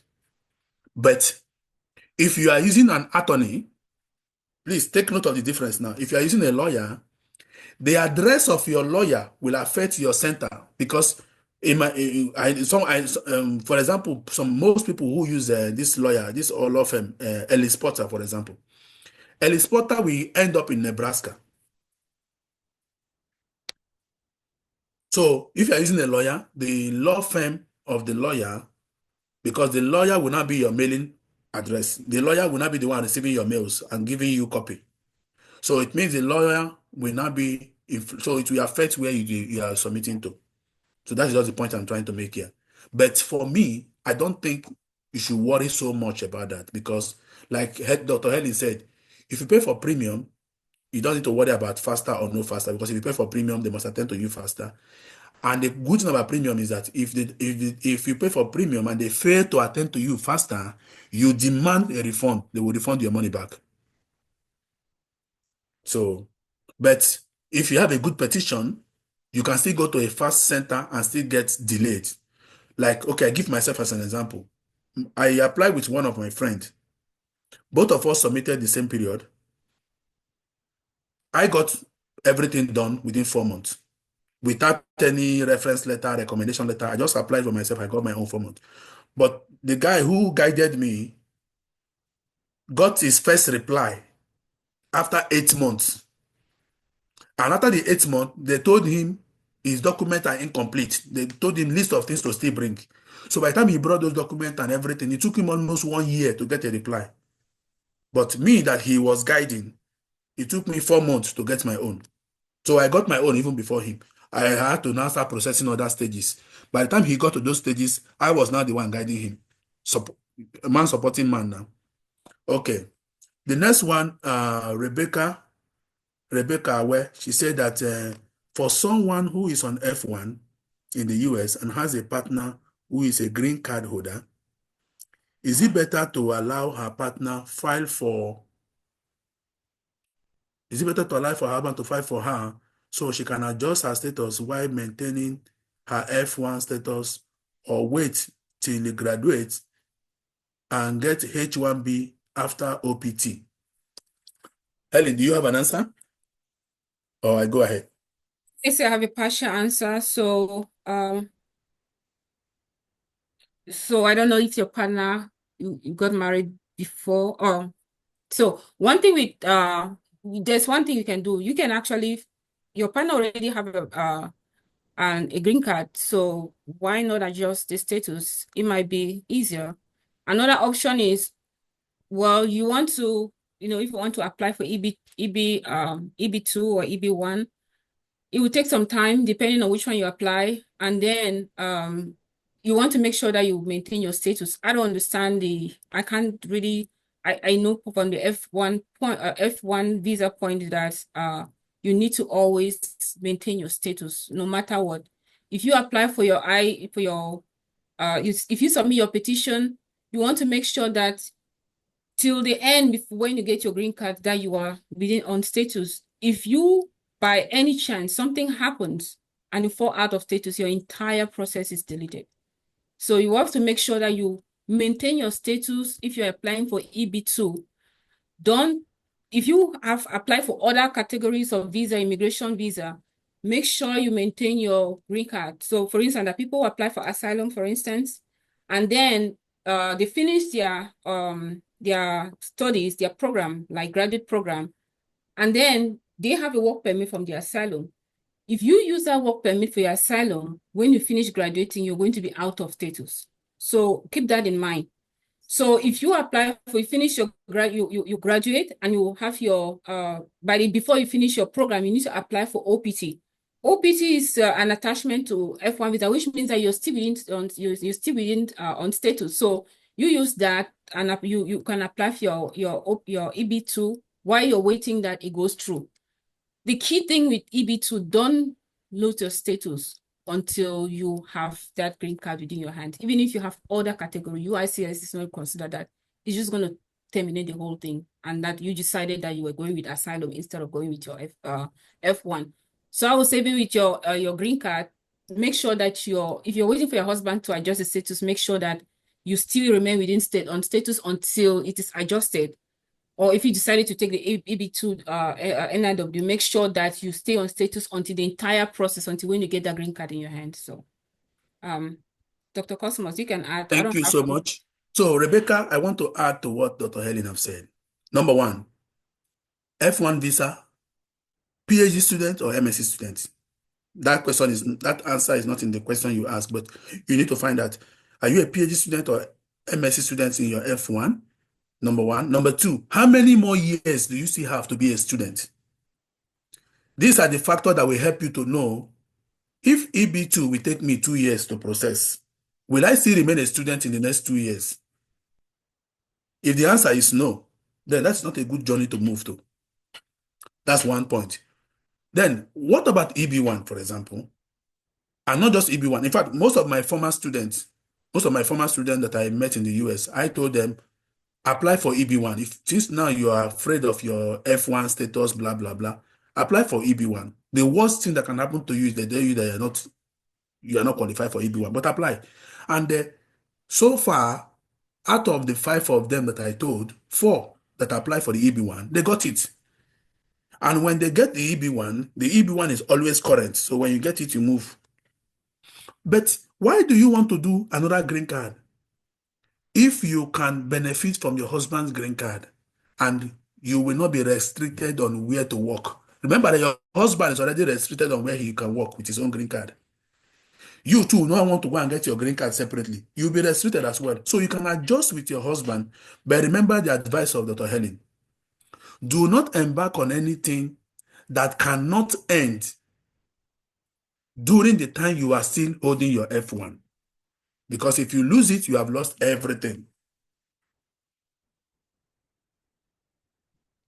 Does a Canadian PR holder need a visa to work in the US? If yes, what kind of visa do they need? Okay. To the best of my knowledge, you need visa to work in any country. It's just that it is easier for you to get the work as a Canadian PR holder than somebody from Korea or from Nigeria. So that is the quick answer to your question. Now, what type of visa do they need? It doesn't matter the type of visa they need. What matters is that the type of job you're applying for will determine the type of visa you need to do that particular job. But what I can tell you is from my experience, because you're a Canadian PR holder, you stand a very higher chance because the two countries have this career migration, seamless career migration. Let me use that word. There is a seamless career migration between the two countries.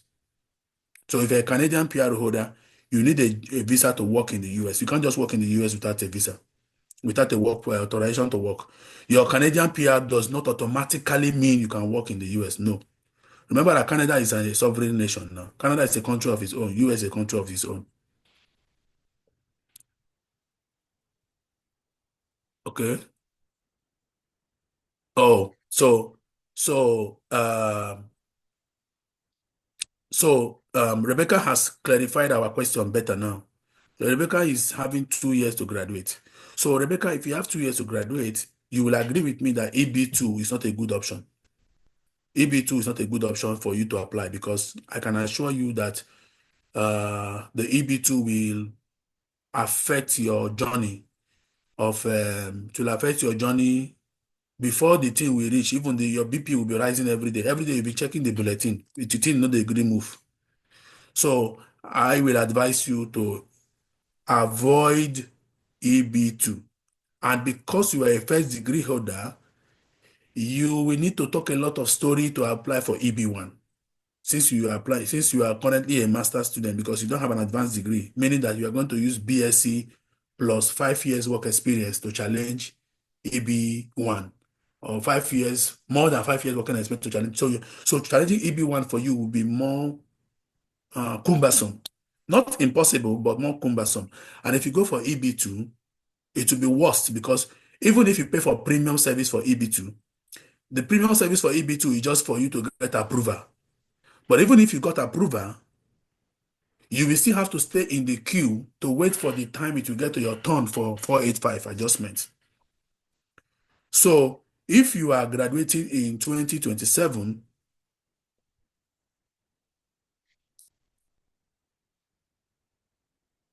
okay, yeah. So you have answered. So you've made it easier for me now. So with your OPT, you can extend beyond the 2027, even into 2028, 2029, depending on how many years your OPT is able to serve you. Then in that case, you can now see what I'm just, so let me cut the long story short. What I'm trying to say is this. If you are applying for EB2, make sure you have minimum of 2 years to remain in status, because it will take you roughly 2 years to conclude your EB2 journey, unless you are doing EB1. Yeah, Somebody, I also yeah, want to add something like how long will it take for you to benefit from your husband's green card? So you want to take that. good. Which one So which one is going to take longer time or shorter time? So you want to exactly. look at that, and instead of So embarking on a journey that you know EB1 require you have to prepare all these documents and so on, and actually, how long does it take for you to I understand her question, and maybe I can even show the website. and also let me share the website. I understand the question. I understand why she's asking that question. I have people who have asked me similar question. Let and also me not all OPT can be extended. If you're in STEM OPT, it can be extended to, I think you have the first year, then you have 2 years. So it depends on which degree you're pursuing. Good. That's another point I wanted to bring also. Not all STEM OPT can be extended. So I'm trying to see. Can somebody Yeah, I can see your screen. what can you see? Tell me what you can see. The slides or the website. The website, right? Okay, good. That's what can you see now? The slides. Okay, good. So now I want to do something. I think I understand why she's asking that question. So let's go to one of these sites. Let's go here.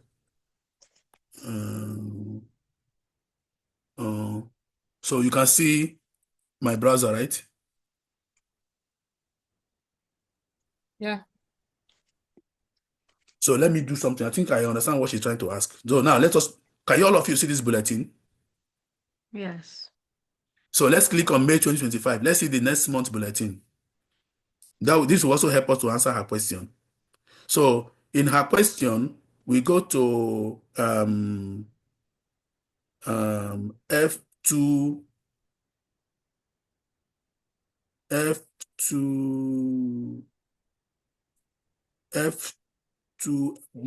wife, spouse of green card holders. Final action date, employment base, family, F2A. Yeah, F2A. Where is F2A? Yeah, so you see why she's asking that question. Now, for F2A, 1st of February 2025. 1st of February 2025. These are the people that are being attended to now. So, and if you look at it, 1st of February 2025 is more closer than August 2023. Is it not true? So, if you apply for your own green card, only those in 2023 are being attended to. But if you apply to adjust under your husband, the people are already in 2025 queue.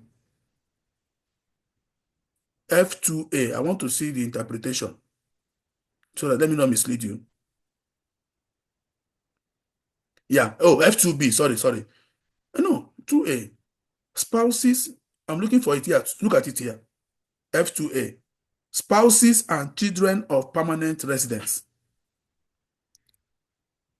So the F1 lady whose husband have a green card, if she want to change from F1, she will change to F2A, which is spouses and children of permanent residents.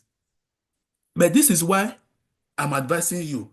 That time you are applying for your green card, please bundle your family in your application at once so that you don't get green card today and tomorrow your family is not applying. But I understand some people got their green card when they were single and then they now got married. And then when they got married, the spouse now got admission for masters. Then the spouse get F1 and come into the country with a master's degree admission letter. So it's understandable. But if you are lucky, if you are fortunate like myself, who are already married before applying, when you are applying, bundle everybody at the same time. So that when they get your green card, everybody gets green card. But if you got your green card when you are single, and you have to apply for your spouse, it means you are going to do F2A. And F2A, you can see, as of today, they are attending to people in, for final action dates, they are attending to 2022, and for final visa application, they're attending to 2025. That is adjustment of status people, 2025. So you have to be strategic with you and your husband have to plan it. Which one have the quicker time to reply you?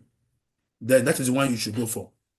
Why you now use every option to keep delaying yourself in the system. So your OPT, in fact, apart from OPT, you can also use PhD to delay yourself. Is it not? You can move from the masters and then do the PhD. The PhD will give you another 7 years to come, Johnny. Keep doing it but try not to be out of status before doing the next option so that you don't have regrets.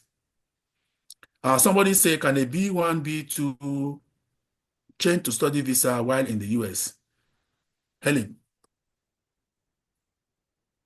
Yeah, you can do that, but it's also risky because you want to look at the intent when you got that visa, right, at the embassy. So yeah, it's possible, but I've seen people do that, and I don't think you need to go out of the country to do that. So yeah, it's possible. But let us be sincere with But you ourselves. you cannot begin school until you've been issued that CVs and number, and you've been approved to do so. So if you start going to school before you apply for your F1 to move to an F1 is going to be a problem. The USCIS is very strict about that. If you say you want to do something, stay within that.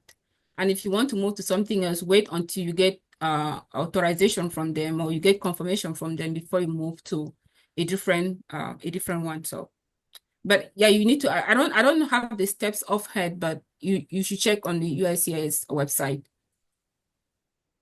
Olatokunbo, do you want my sincere advice? If God have given you green card to come to this country, forget about changing to become a student. You are going backward. You are supposed to be going forward, not backward. Don't be afraid. The God that gave you B1 and B2 will give you a job. Because let me tell you why you should not go backward. Why will you go back? You are resetting the clock. Just like those in Korea. Somebody say, should I go and get a D10 visa? You are resetting the clock. Don't reset your clock of your life. You have a B1 and B2. All you need to do is pray to God that in your first 5 years, let God continue to provide something to do within that your code. And then if you are determined to become a citizen, challenge your citizenship from your 4th year and get your citizenship. Then when you get your citizenship, you don't have to be worried over type of visa because you're not a citizen. So what you need is, as a B1 or B2 holder, you need that courage. You need that internal courage, that strength from the within, because I know this country can be overwhelming. Fear can make you to do a lot of wrong things. Let me tell you, if you are a green card holder in the US, the USCIS is not happy to see you. Sorry. This one is talking about visitor visa. No. You have to go back. You have to go back and change to become a student. No more. It depends. Wait. I've seen people when I came here. I was one group category of she stayed here and she was able to move, but it's like I say, it's risky. Because that was not the intent. The intent when you left your country to come here, you came as you were coming You came here to visit. Yeah, so it's really risky, and you want to make, and sometimes it takes a long process to go through. So you want to make sure that while it's taking that long process, that you're still within that time frame that is given you by the USCIS to stay within the country. But let me tell you risky. the truth. You did not change it you did not change it in the country. That's the truth. Let the person tell you the full truth. Sorry, Prof. You did not change it inside the US because unless the other president are not serious about it, we are under Trump administration. The website of the USCIS is very clear. Yeah, based on what I got, she changed it while she was there, because she never left. The entire time we were there, she never left. So, and then she became a student. Yeah. So but it's risky though. That's what I'm saying. It's very risky. If you want your student visa, please, if you want my advice, if you want student visa and you're a tourist, not the US, any country you go to as a tourist, please go back home. Never use tourist visa to be doing up your way. It's not a good, I discourage it. By the grace of God, I've gone to many countries and I make sure once I go back home. There's nothing wrong with home. Nothing is wrong with our home. Any country you go to as a visitor, please go back home. Go back home and get the proper visa to come back. Save yourself the headache and save yourself the stress. That's my sincere advice to anybody. Any country you go to as a visitor, go back home when your visit is over. And you want for your own good, and for the good of everybody. You want to keep in mind that USCIS keeps record of every movement. So every journey.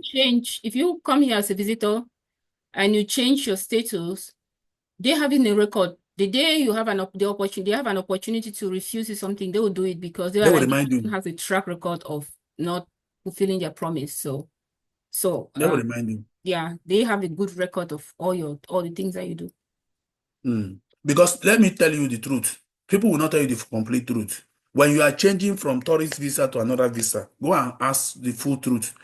Nobody is bold to tell you the full truth. in public on how it was done. I can tell you that too. I can tell you that one boldly. Nobody want to tell you the full truth on how it was done. And me, I like to tell people the full truth. And anything that cannot be able to say this full truth on television, on media, anything that can make me not to say something that people can read it on Facebook and they say, don't post this one on Facebook or don't post this one on social media. Then that means there's something wrong with that thing that you did. So if you are given a visitor visa to go to any country, when you are done with your visitor visa, go home. If you want to be a student, even when you have a visitor visa and you want to be a student, go ahead and apply to the PhD, go ahead and apply to be a student. When you get your admission, start processing, but do not stay in any country, overstay, because it will remain in your record and it can be used against you at any time. Now, it can also be ignored, but whenever it is used against you, don't feel bad about it because it is in your record. Just to add to that, that goes same with your green card. When you go through your EB and NIW and you say you're going to do this, you're going to do that, and the moment you get the green card, then you change from what you promised that you're going to do, and then you start doing something else. They are going to wait for you when you go for citizenship. So UICIS have records also of that. Like, you promise that you're going to do this, did you do that? So like that is something that they are very strict about. If you are leaving your country for visitor, come and stay and go back. If you come here and you stay and you overstay your welcome, what happens is that they might ban you, or they will allow you to go, but the next time you apply for visa, you will not have it again. So they will just like, this person have shown us that they cannot fulfill their promise. And that's why many people come here and they can no longer come here because of things like that. So it's really important. F1 student, make sure you never run out of your status. If you run out of status, any other process that you've started before is going to be, it's just going to delay. Like, it's going to like just zero. Like you did not do anything at all, and you're going to become an unlawful resident. So that is just one thing as an F1 student, that even when you take your courses, you can decide to have reduced load if you feel like you have so many other things to do. But they always advise us, the moment you run out of status, there is nothing else they can do. Nothing. You just have to go back home. All your plans and everything you had here is just going to go like that, and you have to return home. Unless you decide to be here and be an illegal immigrant. Okay. So we hand over the microphone to Judith or anybody that want to ask questions without typing. All right, thank you very, very much. Thank you very much to our wonderful speakers. Thank you, Dr. Cosmas and Dr. Hélène. I thank everyone also for your wonderful questions.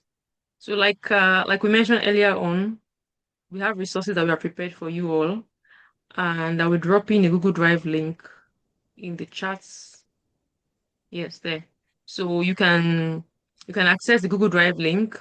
There are samples of recommendation letters, petitions, and we'll also upload the PowerPoints for today's discussion in there, so you can find this later on. And we hope that this would be able to help you as you prepare your petition. So I would, if there are no other questions, are there other questions? But as we wrap up today's session. Okay, so maybe if we don't have questions, we can have vote of thanks. Yeah, if you have no more further questions, just you can just click this link, because after this meeting, I will also share it with us in our emails, those that provide our email addresses. And then I'm also sending a link. Please let us know what you think about today's seminar. Just share your views with us. It's a very short survey. Let us know what you liked and what you'd like to see improved in your future seminars. Just take 2 minutes of your time. And while we are doing that, I want to invite our president, Sister Jennifer. Sorry. David Babalola raised his hand. Okay. No, I was just reacting, like. Oh, so. okay. Okay. Okay, thank you so much. All right. Thank you, sir. Thank you. I want to invite Sister Jennifer, please, over to you. Okay, thank you so much to our speakers. We will all agree that it has been such an insightful seminar. I don't know about you, but my notebook is filled.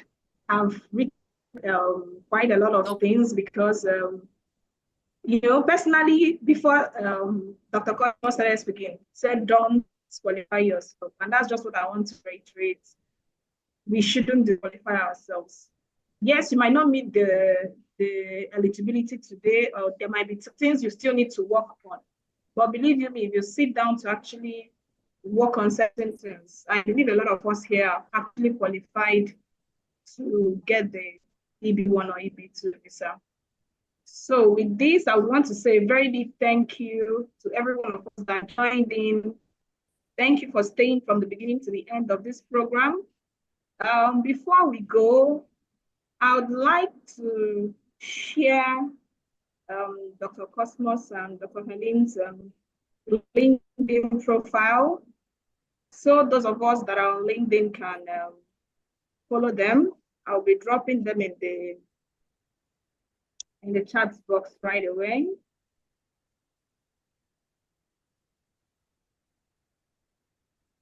Okay, you can just click the link and follow them or just connect with them on LinkedIn. I've dropped Dr. Helene's on. I'll be sending in Dr. Cosmos profile.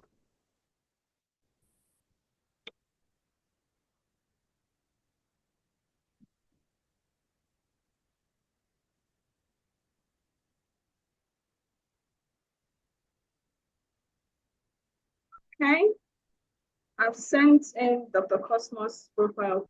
Then again, is that we're going to be uploading this session on YouTube, our official PCDF YouTube handle, PCDF_official. I'll send the link also, just in case you want to rewatch and catch up on other things. You can also share with your friends and family. You can also follow our platform on Facebook and on LinkedIn. Facebook or just PCDF. I will send in all the links.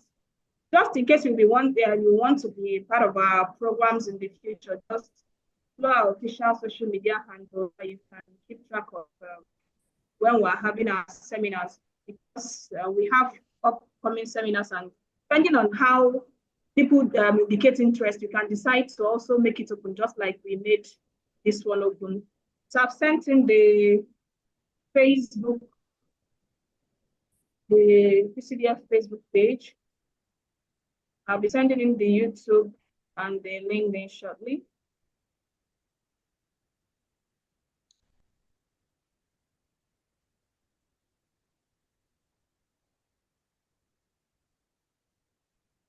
Minutes.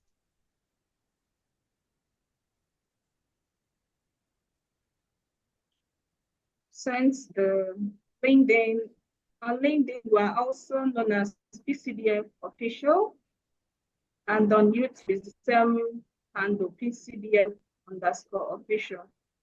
So please, you can follow us. For those of us that joined the WhatsApp group that we created for this, I will also drop the links there. Just follow us to get updates on our upcoming seminars and all that. Thank you so much for your time, everyone. It's been such insightful seminar, and I feel all the best as you go about some competition for the EB1 and EB2 visas. Thank you.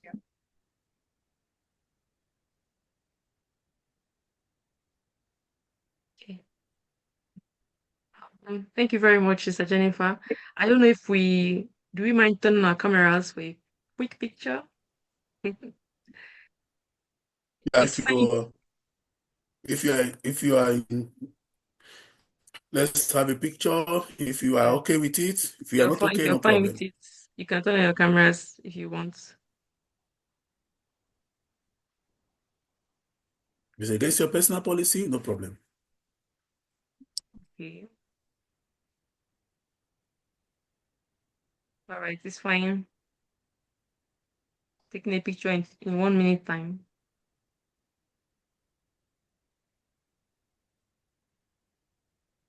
I was expecting that swap. I was like, I need to say where is It's that compulsory now. purpose? But you know that Exactly. I cannot take a I picture know you without were this. going to do that. I can't take picture with my sign of peace now. It's my signature. It's my signature. Okay, one more time. 3, 2, 1. Cheese. All right. Thank you very much, everyone. Thank you for being All right. here. Thank you all. So much. Thank you for Uh, coming. have a Thank wonderful you very day. much. Enjoy the rest of the day. And bye.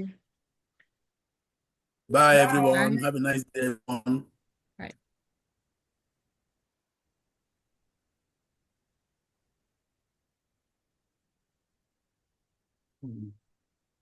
Mr. Judith, I guess you can stop recording now. Yes.